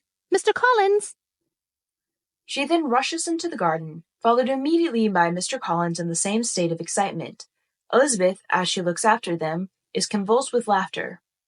So at last, her high and only mightiness. No tremors, Elizabeth. Now is the time for all your courage. She runs laughing out of the room. Sounds are heard, and Lady Catherine appears escorted up the path by Charlotte and Collins. As she reaches the door. You keep too many hens here, Mrs. Collins. There is just a certain number which are profitable. Beyond that, there is waste. Lady Catherine sits on the sofa. A clergyman's wife should set an example of thrift. You should have asked my advice. Mrs. Collins will in the future regulate her poultry yard according to your directions, Lady Catherine, if you will be so condescending as to give them. Yes, thank you, Lady Catherine. Will your ladyship not take some refreshment? Oh, yes. Let me fetch you a cup of tea. No, I wish nothing. To Mr. Collins. But you may go, Mr. Collins, and see if Jones is walking the horses up and down. I do not trust Jones. With great pleasure, your ladyship. Mr. Collins goes out. To Charlotte. I thought you had a visitor, Mrs. Collins. Yes, your ladyship, I have. It is my friend, Miss Elizabeth Bennet. She is a cousin of Mr. Collins, and a neighbour of ours in Hertfordshire. I have heard about her. Fitzwilliam says she is a very genteel, pretty kind of girl. Indeed she is, Lady Catherine. Well, where is she? She has gone to make a little change in her dress before presenting herself to your ladyship. Oh, very proper, very proper. I am delighted to hear that Mr. Berg is better, Lady Catherine. Yes, thank you. She is very greatly improved. After a slight pause with impatience. Well, Miss Bennet takes her time. I am sure she will be here in a moment. Elizabeth enters. Oh, here she is. Presenting Elizabeth. Lady Catherine, Miss Elizabeth Bennet. Elizabeth curtsies. Without leaving her seat, looks Elizabeth over from head to foot. Oh, how do you do, Miss Bennet? You are younger than I thought. Smiling. Indeed? You know my nephew, Mr. Darcy? Yes, I met him in Hertfordshire. And you know Colonel Fitzwilliam?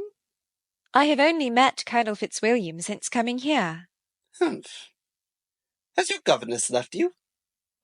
My sisters and I have never had a governess, madam. No governess? I never heard of such a thing.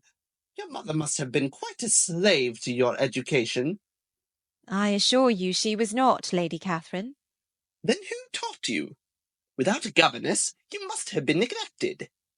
Such of us as wished to learn never wanted the means, madam. Well, if I had known your mother, I should have advised her most strenuously to engage a governess. I should have seen to it myself. To Charlotte. Go on with your work, Mrs. Collins. A clergyman's wife should set an example of industry. Looking at Charlotte's embroidery with disapproval. I will send you some more of the parish petticoats to hem, Mrs. Collins. To Elizabeth. Go on with your work, Miss Bennet. Young ladies should never be idle. Both Elizabeth and Charlotte go on with their embroidery. Pray, what is your age, Miss Bennet? I am not 21. You have sisters, have you not? Yes, madam. Are any of them out? All, madam. What? All at once? Very odd. Out before the oldest is married? Really, madam, I think it would be very hard on the younger sisters not to have their share of society because the eldest one does not happen to be married. That would hardly be likely to promote sisterly affection or delicacy of mind. Upon my word, you give your opinion very decidedly for so young a person. Your sisters may be married before you. You must not be too ambitious. A good many young girls have lost their chances through being too ambitious. Looking at a large picture on the wall, then pointing to it. Mrs. Collins, I suppose you have shown Miss Bennet the print of Pemberley, Mr. Darcy's place? Yes, Lady Catherine. Pemberley is one of the finest places in England. My daughter Anne is very fond of it, which is fortunate, since she will probably spend most of her life there. Most fortunate, your ladyship. To Elizabeth. You see my nephews here often, Miss Bennet? Mischievously. Yes, very often, Lady Catherine. Humph. Well, idle young gentlemen often make very foolish use of their time. My daughter, Miss de Bourgh, is unfortunately not able to accompany Mr. Darcy in his walks as often as both of them could desire. Entering. I think your ladyship's mind may be quite at rest about the horses. Jones seems to have them well in hand. I am glad you have come back, Mr. Collins. I'm going to ask you and Mrs. Collins to go and see the new cottages with me. I shall take you in the carriage. To Charlotte. You had better put on a plain bonnet, Mrs. Collins. By all means, your ladyship. She goes out. Are you quite ready to go, Mr. Collins? Oh, assuredly, your ladyship, quite. To Elizabeth. Miss Bennet, I should advise you to write to your family while we are gone. Charlotte returns in her bonnet and mantle. Lady Catherine looks her over. Yes, that will do very well. To Elizabeth. We shall not be gone very long, Eliza. I am not sure of that, Mrs. Collins, but I have provided an occupation for Miss Bennet during our absence. Good morning, Miss Bennet. I may ask you later for dinner. Curtsy. Good morning, madam.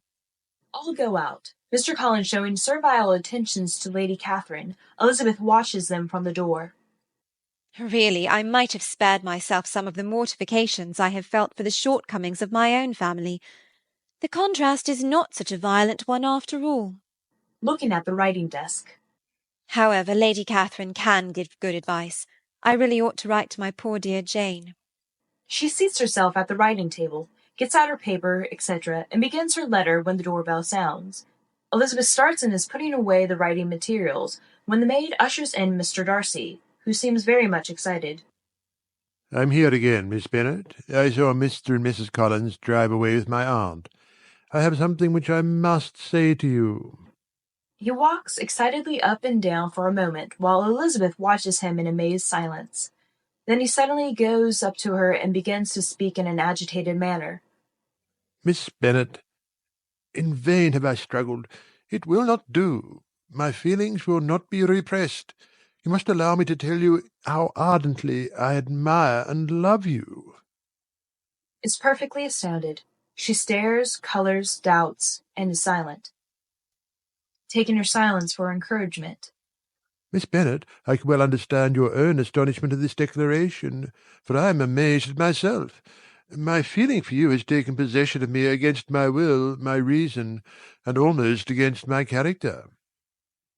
Starting in indignation. Sir!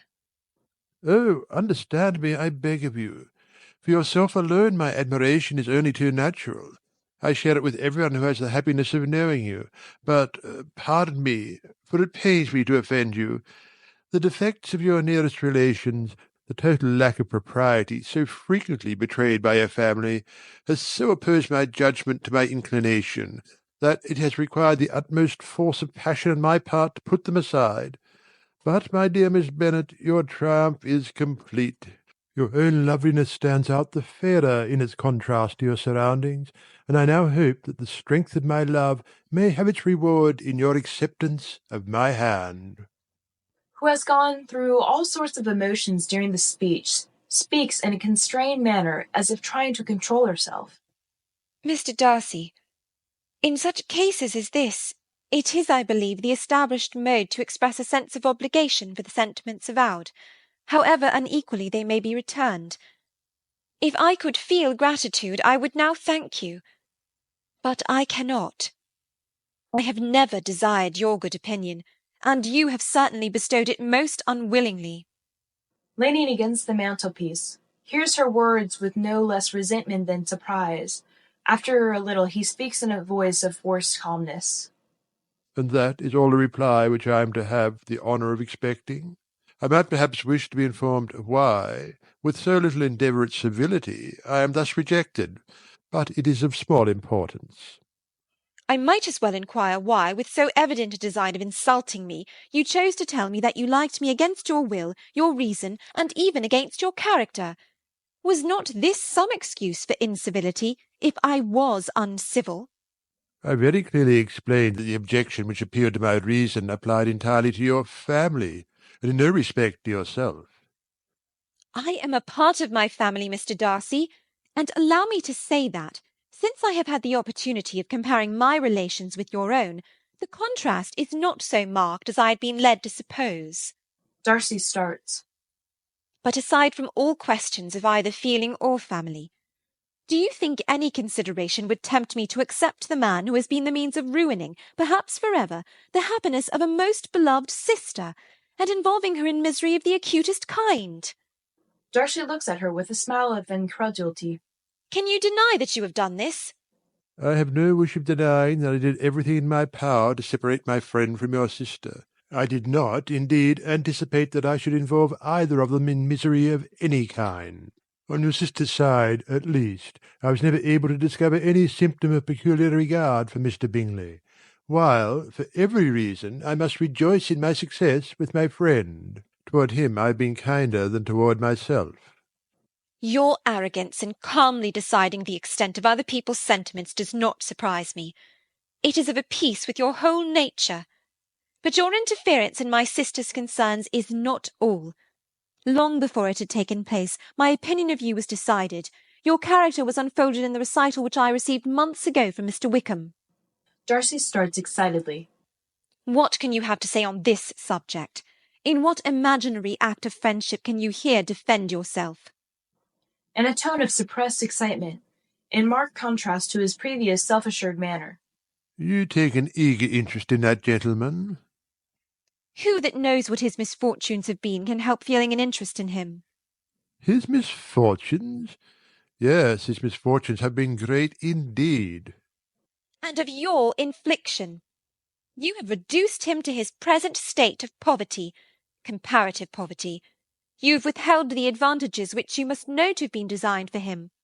You have done all this, and yet you can treat the mention of his misfortunes with contempt and ridicule. Walking up and down the room with quick steps. And this is your opinion of me? This is the estimation in which you hold me? I thank you for explaining it so fully. Stopping and looking at her.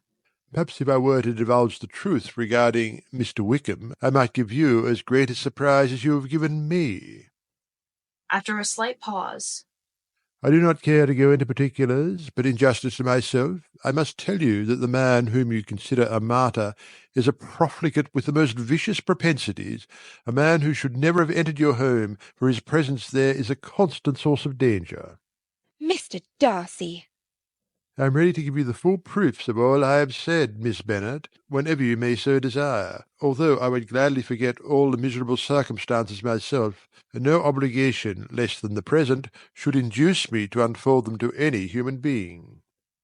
Your judgment in the matter of my sister's happiness has given me a gauge by which I can measure your fairness to a man who has been so unfortunate as to offend you.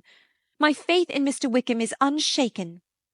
Looking at Elizabeth in indignation, and by a great effort governing himself. I shall take what you have said, Miss Bennet, as a reflection on my judgment alone, otherwise my veracity would be at stake, and this I am sure you did not intend. Indeed, I understand your whole position perfectly. I have erred in the manner of my declaration. Your bitter accusations might have been suppressed had I concealed my struggles.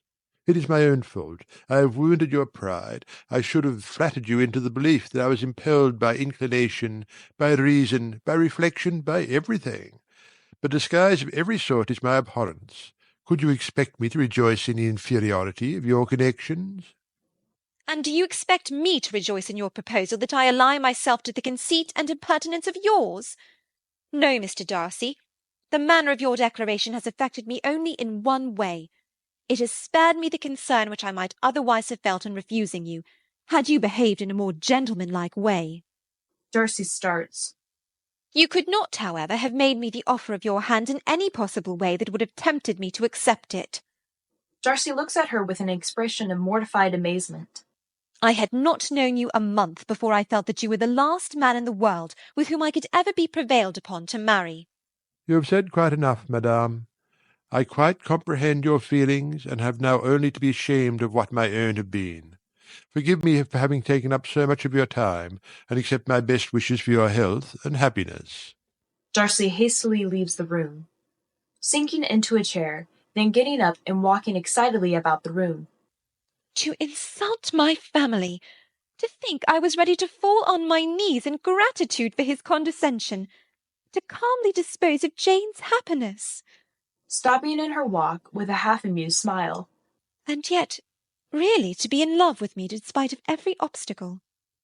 Throwing herself again into the chair, half laughing, half crying. Oh, Jane, Jane, I wish you were here. Enters with a letter. Here is a letter, miss. The express has just brought it. A letter? For me? Yes, miss. She gives Elizabeth the letter, curtsies, and goes out. Looking at the letter. Why, it is from Jane. What can be the matter? She opens the letter hurriedly and reads. Dearest Lizzie, I have bad news for you, and it cannot be delayed. An express came to us last night from Colonel Forster. He told us that Lydia had run away from Brighton with one of his officers. To own the truth, with Wickham. Oh, Wickham! Going on with the letter. He first thought they had gone to Scotland. But, oh, Lizzie, it is far worse than that.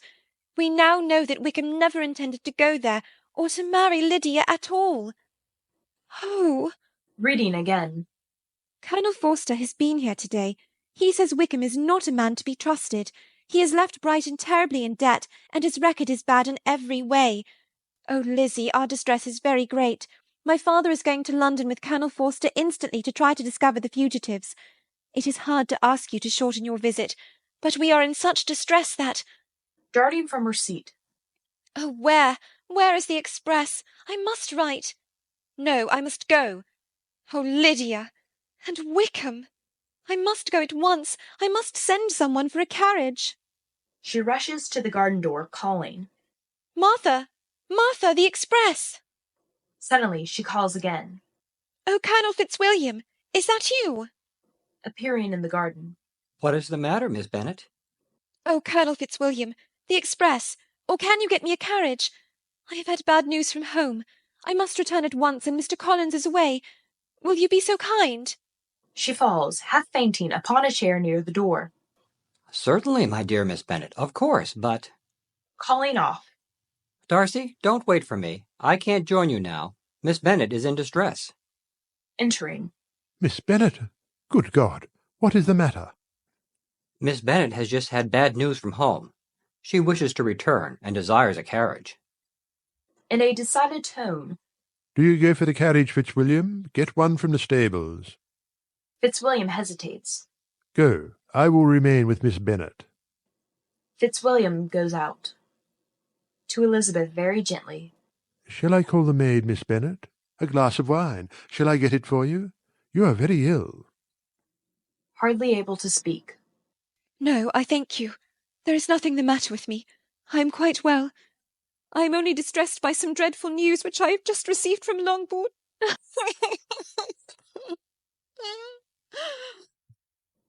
Helplessly. I am sorry, very indeed. After a short silence. I have just had a letter from Jane, with such dreadful news. It cannot be concealed from any one. I am grieved, Miss Bennet, grieved indeed. Oh, Mr. Darcy, you were right. If I had only believed you, you and others. But I could not believe it. What is it, my dear Miss Bennet? What has happened? Oh, I cannot tell it, and yet everyone must know. My sister Lydia has eloped, has thrown herself into the power of Mr. Wickham. She has no money, nothing that can tempt him to— She is lost forever. Good God, Miss Bennet! Your sister and Wickham! Oh, this is my fault. I should have realized this danger. I should have spoken. My own wretched experience with this man should have been told. Your experience? Yes, you remember, I hinted it to you today. But I should long ago have spoken boldly. What do you mean? Mr. Wickham attempted the same plan with my own sister 2 years ago. She was an ignorant, innocent, trusting girl of 15. Happily his villainy was discovered and prevented. But oh, I should have told you. Had his character been known, this could not have happened. You tried to tell me, Mr. Darcy. Everybody has tried to warn me. I could not believe it, and now it is too late. Too late! Let us hope not. Is what you've told me certain? Absolutely certain? Oh, yes, they left Brighton together on Sunday night. They are certainly not gone to Scotland. And what has been done or attempted to recover your sister? My father has gone to London. He will beg my Uncle Gardiner's assistance. But nothing can be done. I know very well that nothing can be done. How is such a man to be worked on? How are they ever to be discovered? I have not the smallest hope. It is all horrible. Miss Bennet, I have made a wretched mistake in all this. Would to heaven that anything could be said or done on my part that might make you reparation or offer consolation to such distress. Elizabeth sinks sobbing into a chair while Darcy walks up and down in deep thought. In a moment a carriage is heard outside, then voices.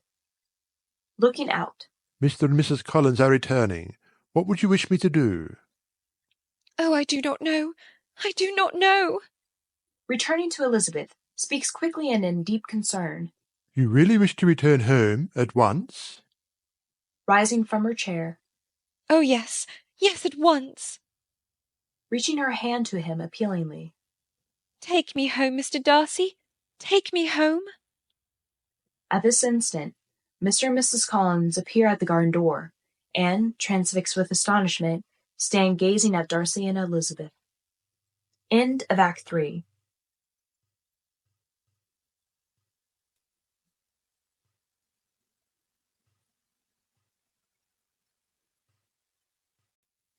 Act 4 of Pride and Prejudice, a play, by Mary Keith Medbery Macakaye. The lawn and shrubbery at Longbourn. Mrs. Bennet is seated in a garden chair with pillows at her back. She has an umbrella over her head. Near her stands a table on which are bottles, dishes, etc. She wears a big cap and is gowned in a widely flowing, flowered chamber robe, over which is fastened a shawl. Across her knees is a lap robe. Her entire get-up is grotesque and laughable.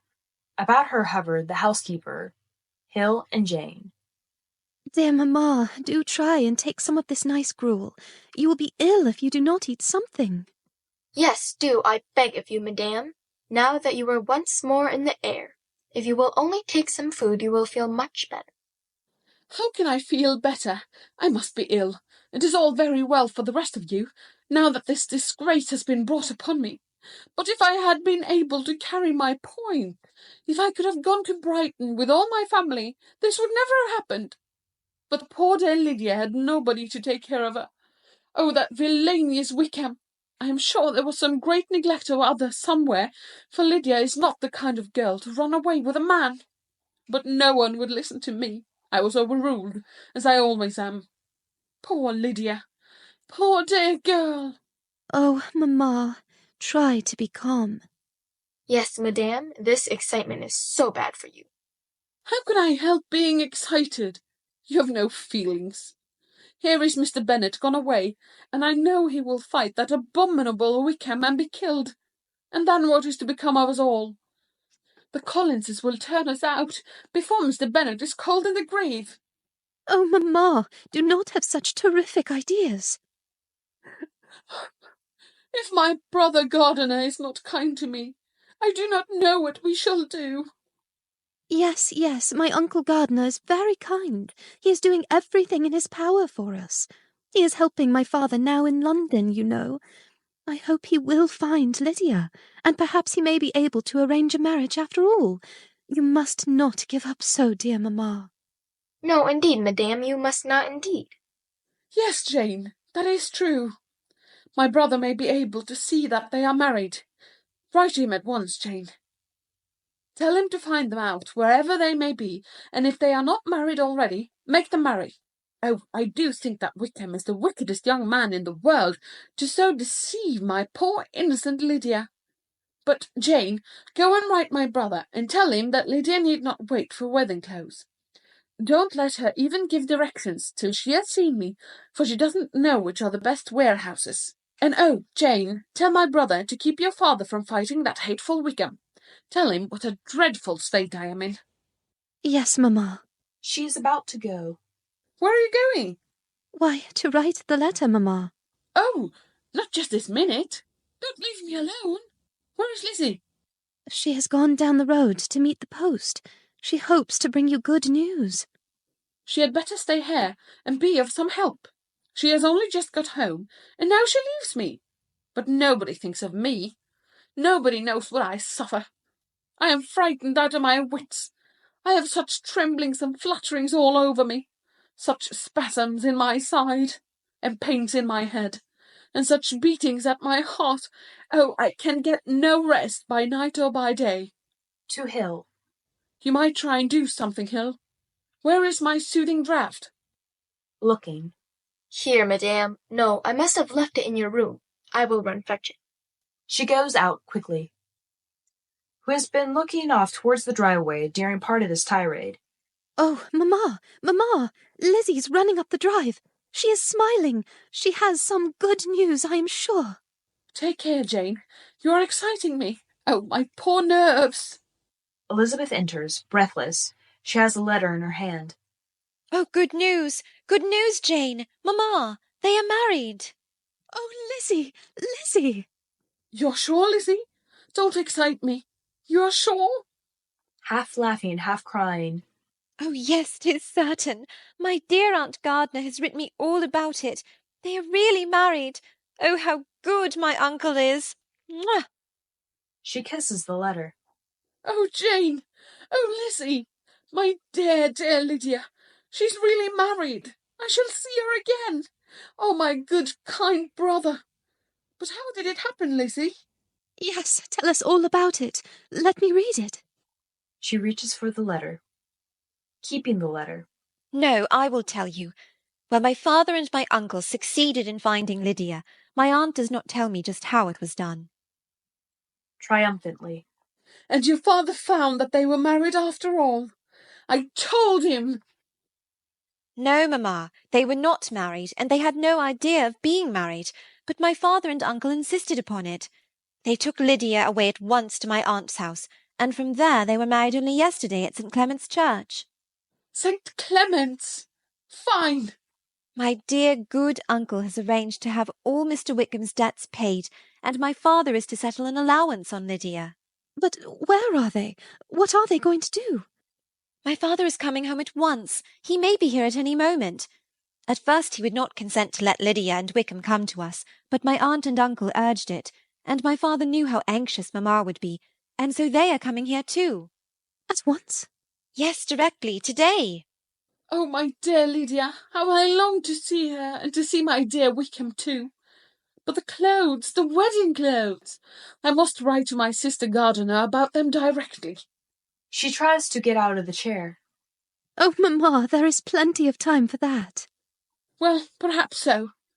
My dear, dear Lydia, how merry we shall all be together. I am so happy. Lydia married.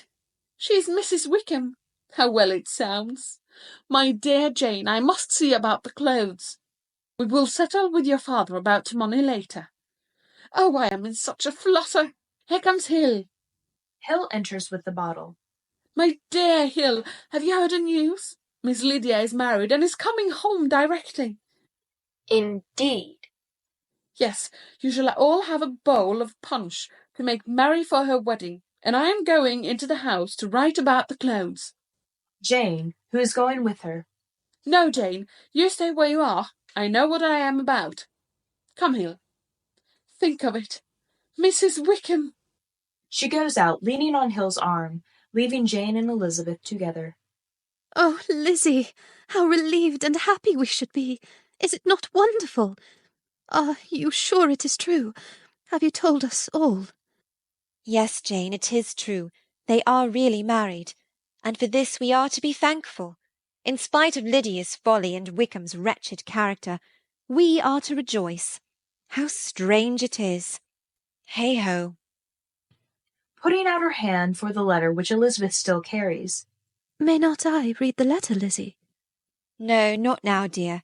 My aunt has some queer notions in her head. Later, perhaps. After a pause. I am very sorry now that in my agitation I told Mr. Darcy about this wretched affair. Now that it has come out so well, he need never have known anything about it, and it would have saved me a great deal of mortification. But how would you ever have explained things to Charlotte and Mr. Collins without his help? Mr. Darcy made everything so smooth and plausible for your sudden departure. Yes, that is true. Really, Lizzie, I think I shall have to take up the cudgels in Mr. Darcy's defence. His kindness to you has quite won my heart, and his amazing proposal was certainly a most flattering compliment. Why can you see no good in Mr. Darcy, Lizzie? You were always so full of excuses for Wickham, though it is true his open and delightful manners deceived us all. Yes, there certainly was some great mismanagement in the education of those two young men. One has all the goodness, and the other all the appearance of it. I never thought Mr. Darcy so deficient in the appearance of it as you did, and he certainly could hardly have had the friends he has, if he did not possess some good qualities. Lizzie, Have you heard that Mr. Bingley is back in Netherfield? Oh, Jane, no. When did he come? Have you seen him? No, I hardly expect to see him. Yes, you will if he has returned. Suddenly clasping her hands. Oh, I understand. Kissing her. My darling Jane, you are going to be very happy. Lizzie, dear, don't. That is all over now. And, besides, I don't want to be happy unless you can be too. Oh, 40 Mr. Bingleys won't make me happy. Till I have your disposition, I can never have happiness. No, let me shift for myself. Perhaps, if I have very good luck, I may meet with another Mr. Collins in time. Entering. Mr. Bennet has returned, madam, and is looking for you. Papa returned. Where is he, Harris? Looking off. There he comes. Papa! They run to meet Mr. Bennet, and, bringing him in, seat him in a garden chair, one on either side of him. Papa, tell us all about it. Quickly, quickly. Are they really married, Papa? Yes, that misfortune is well settled on them. They are married fast enough. And where are they? When will they be here? I should say they would be here directly. I didn't care to travel with them, but they are not far behind, only just far enough to keep out of the dust of my post-chaise. Dear Papa, how you must have suffered. Say nothing of that. Who should suffer but myself? It has been my own doing, and I ought to feel it. You must not be too severe upon yourself. You may well warn me against such an evil. No, Lizzie, let me once in my life feel how much I have been to blame. The impression will pass away soon enough. But, Papa, how did you persuade them to marry? I didn't persuade them. I haven't the means. It is all your uncle's doing. He has managed to buy Wickham for us. Oh, dear good uncle. Looking at Jane quizzically. But there are two things that I want very much to know. One is how much money your uncle has laid down to bring it about, and the other, how am I ever to pay him? But my uncle did not do it all. No, Papa, my Aunt Gardiner has written me that you are to give Lydia an allowance. Yes, 100 a year. Do you think that any man in his proper senses would marry Lydia on so slight a temptation as 100 a year? That is very true, though it had not occurred to me before. Oh, it must be my uncle's doings. Generous man. I'm afraid he has distressed himself. A small sum could not do all this. No, Wickham's a fool if he takes Lydia for a farthing less than 10,000 pounds. I should be sorry to think so ill of him in the very beginning of our relationship. 10,000 pounds! Heavens forbid! How is half such a sum to be repaid? That is what I should like to know. Well, my uncle's kindness can never be requited. If such goodness as his does not make Lydia miserable, then she will never deserve to be happy. Laughter and voices are heard outside. Surely I hear voices. Looking off. Why, they have come. See, Papa, Jane, there are Lydia and Wickham. Yes, here they are. I will go to the library. I can receive their congratulations later. You know I am prodigiously fond of Wickham, Lizzie. I defy even Sir William Lucas himself to produce a more valuable son-in-law. He goes out. I must run and tell Mamma. She is just starting when Wickham and Lydia enter. They are in travelling guests and are followed by servants, bringing all sorts of bandboxes, wraps, and parcels. They come in with the utmost unconcern and no shadow of shame. Well, Jane, well, Lizzie, here we are. Smiling and unabashed. My sister, Jane. My sister, Elizabeth. He kisses their hands. Jane and Elizabeth are confused and blushing. Neither Wickham nor Lydia are in the least discomposed.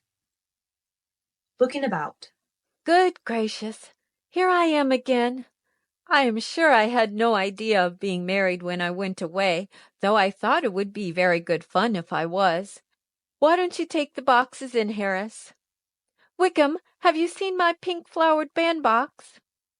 Looking over the parcels. No, it isn't here. Oh, my dear Wickham, do go fetch it. You know, 'tis the box with the white satin hat you bought me. I wouldn't lose it for the world. Go, go. Certainly, my dear. To the girls. You see how eagerly I embrace my new opportunities.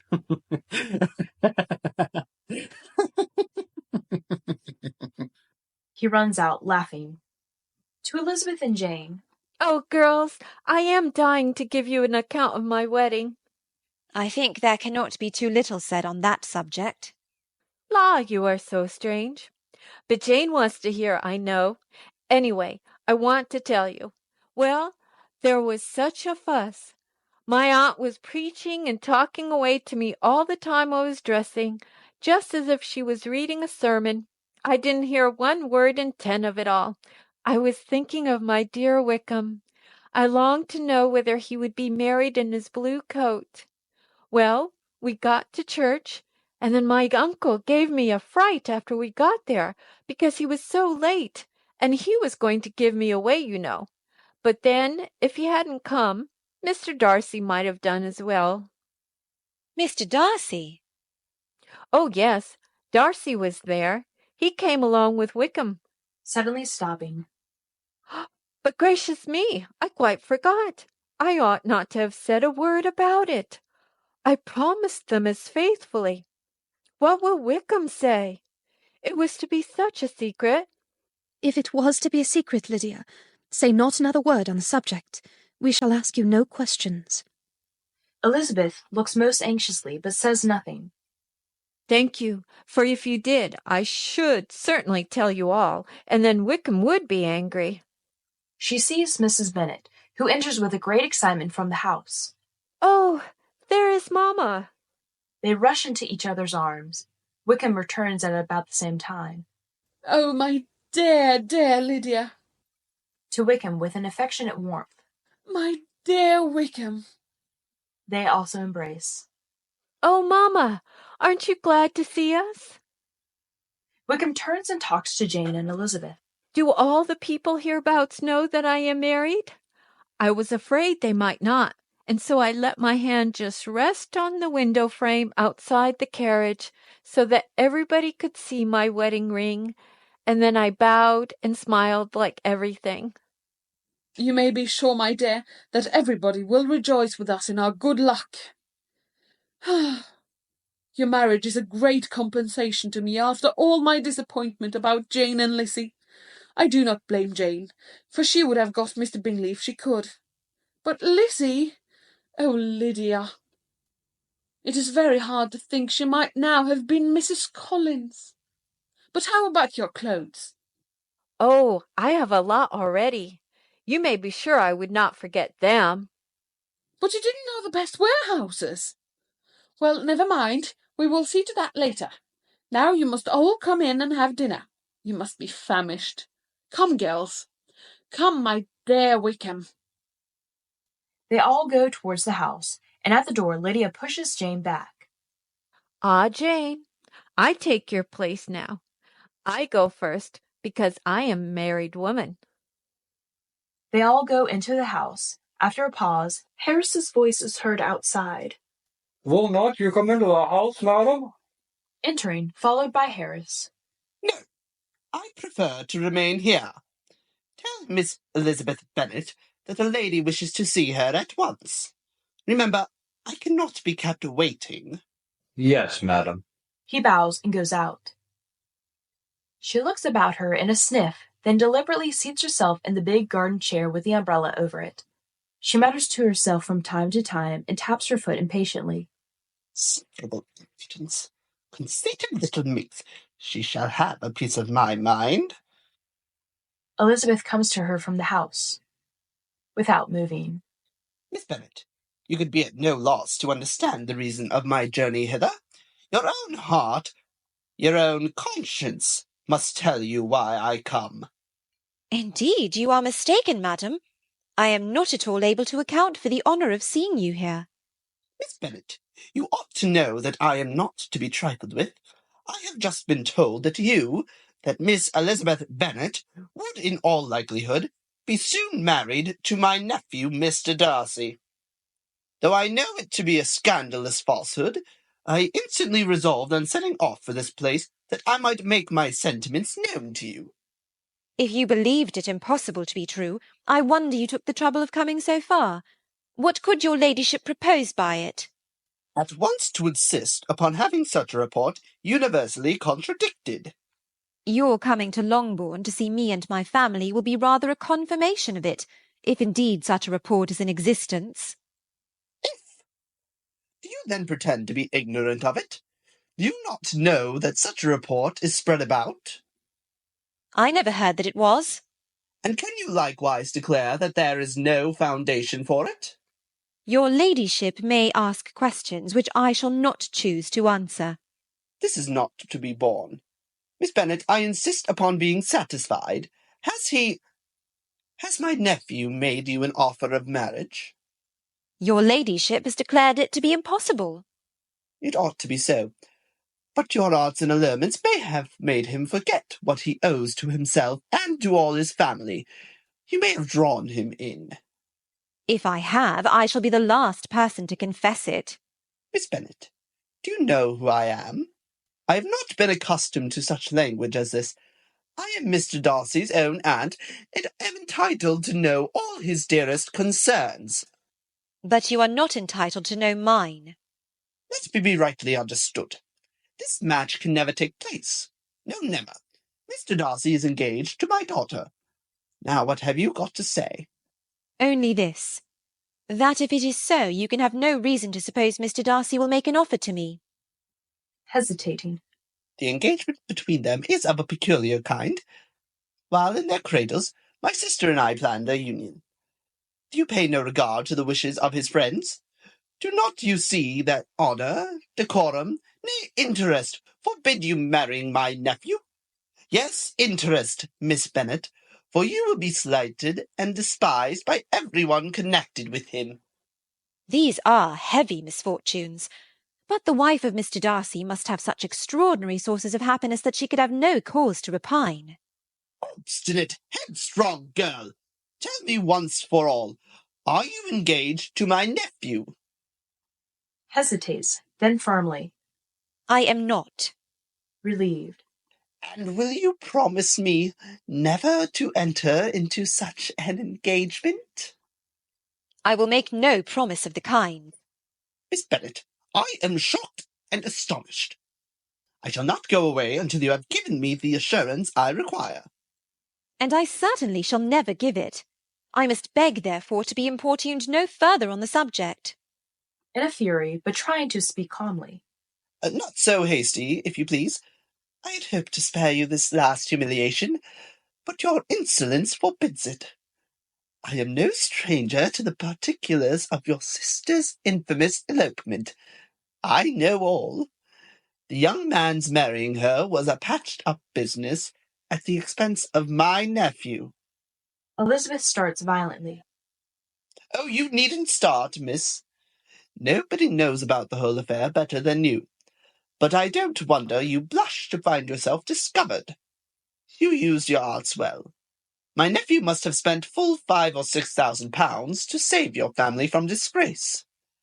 I should think that such generosity might appeal a little to your gratitude and your sense of decency. Amazed. Oh, madam, It is quite useless to protest. I have my facts from the best authority. Heaven knows Darcy has reason enough to keep away from Wickham's flirtations and entanglements, but that is a family affair. However, you have managed to get him mixed up in them again, to the extent of £5,000. But that is not enough. You want to make this shameless girl my nephew's sister, and the son of his father's steward his brother. Heaven and earth, are the shades of Pemberley thus to be polluted? Madam, you have insulted me in every possible manner. I must beg to return to the house. This is beyond endurance. Selfish girl! You are then resolved to have him? Lady Catherine, I have nothing further to say. Rising from her chair. Very well. I shall now know how to act. Do not imagine your ambition will be gratified.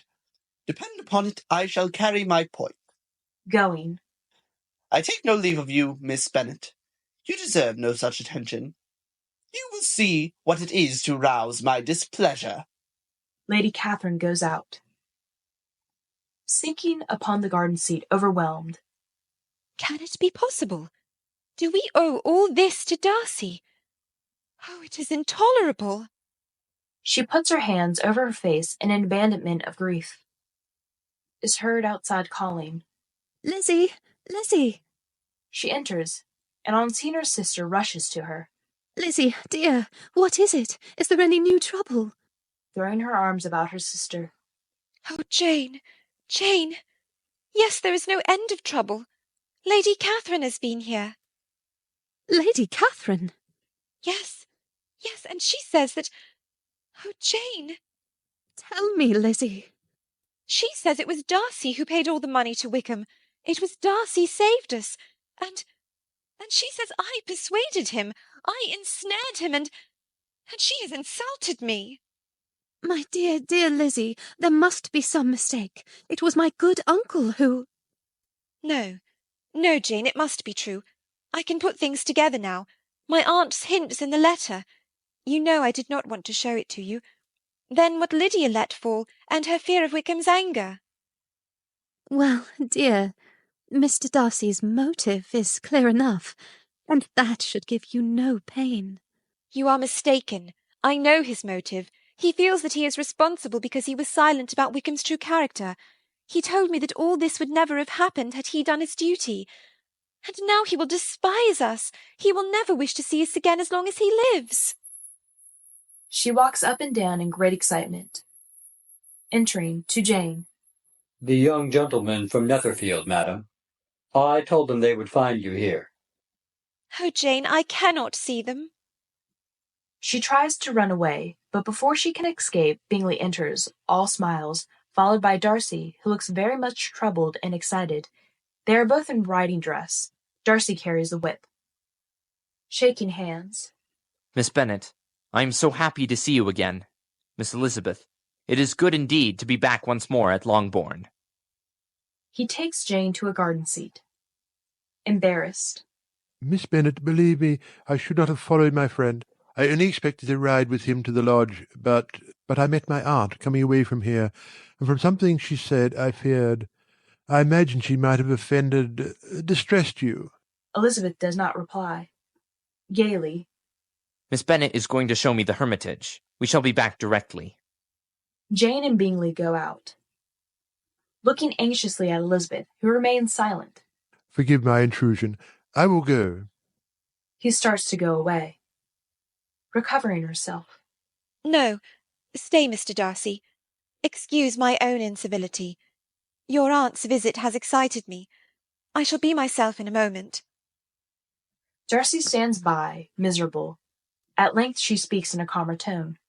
Mr. Darcy, your aunt has told me of our overwhelming obligation to you. You must let me thank you for your unexampled kindness to my poor sister. Exploding and banging his whip against his knees. Damn. Oh, I beg your pardon, Miss Bennet. I beg your pardon. What right has my aunt to meddle in my affairs? How dare she give you such distress? It is far better that we know the truth, Mr. Darcy. For my part, I can never express to you our obligation. Oh, Miss Bennet, I beg of you, the obligation was entirely my own. I only did what was my decent, plain duty. You remember, I told you, if I had spoken, this would never have happened. Yes, I remember. But you exaggerated your responsibility. Of course my father will see you about your loan to us. I would not have Lady Catherine think. Furious again. Oh, I will settle matters with Lady Catherine. Have no fears on that score, Miss Bennet. She shall be set right, I assure you. Thank you. And for all your trouble, your kindness, my family can never repay you. Your family owes me nothing. If I had any thought beyond my duty, it was a thought of you. Elizabeth turns away. Oh, pardon me. Perhaps I ought not to say all this. But I owe you a great deal, Miss Bennet, more than you can know, and I want you to understand me better. I really am not the pretentious prig I must have seemed to you. I wish you could forgive my abominable pride. Looking at him with a half smile. I will, on one condition. Name it. That you forget my unwarrantable prejudice. Oh, Miss Bennet. He goes impetuously forward, then restraining himself, smiles and looks down at her. I really think, after all, I shall have to be grateful to my aunt. She has done us an enormous service. Smiling still more. Well, Lady Catherine loves to be useful. At the back of the scene, Bingley and Jane, absorbed in each other, pass by hand in hand. Elizabeth looks at them, then turns to Darcy. Is that by your permission? Ruefully. Yes, I told you I had been kinder to my friend than to myself. Elizabeth, silent, still looks after Bingley and Jane. Continues in a discouraged tone. Well, I deserve it. It is my own fault. My selfish conceit has wounded you past help. Every sentiment of your nature has felt it, seen it.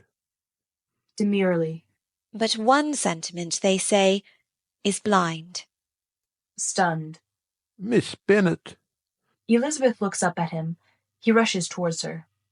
Dearest, loveliest Elizabeth. He holds her in his arms. Curtain. End of Pride and Prejudice, a play, by Mary Keith Medbery Macakaye.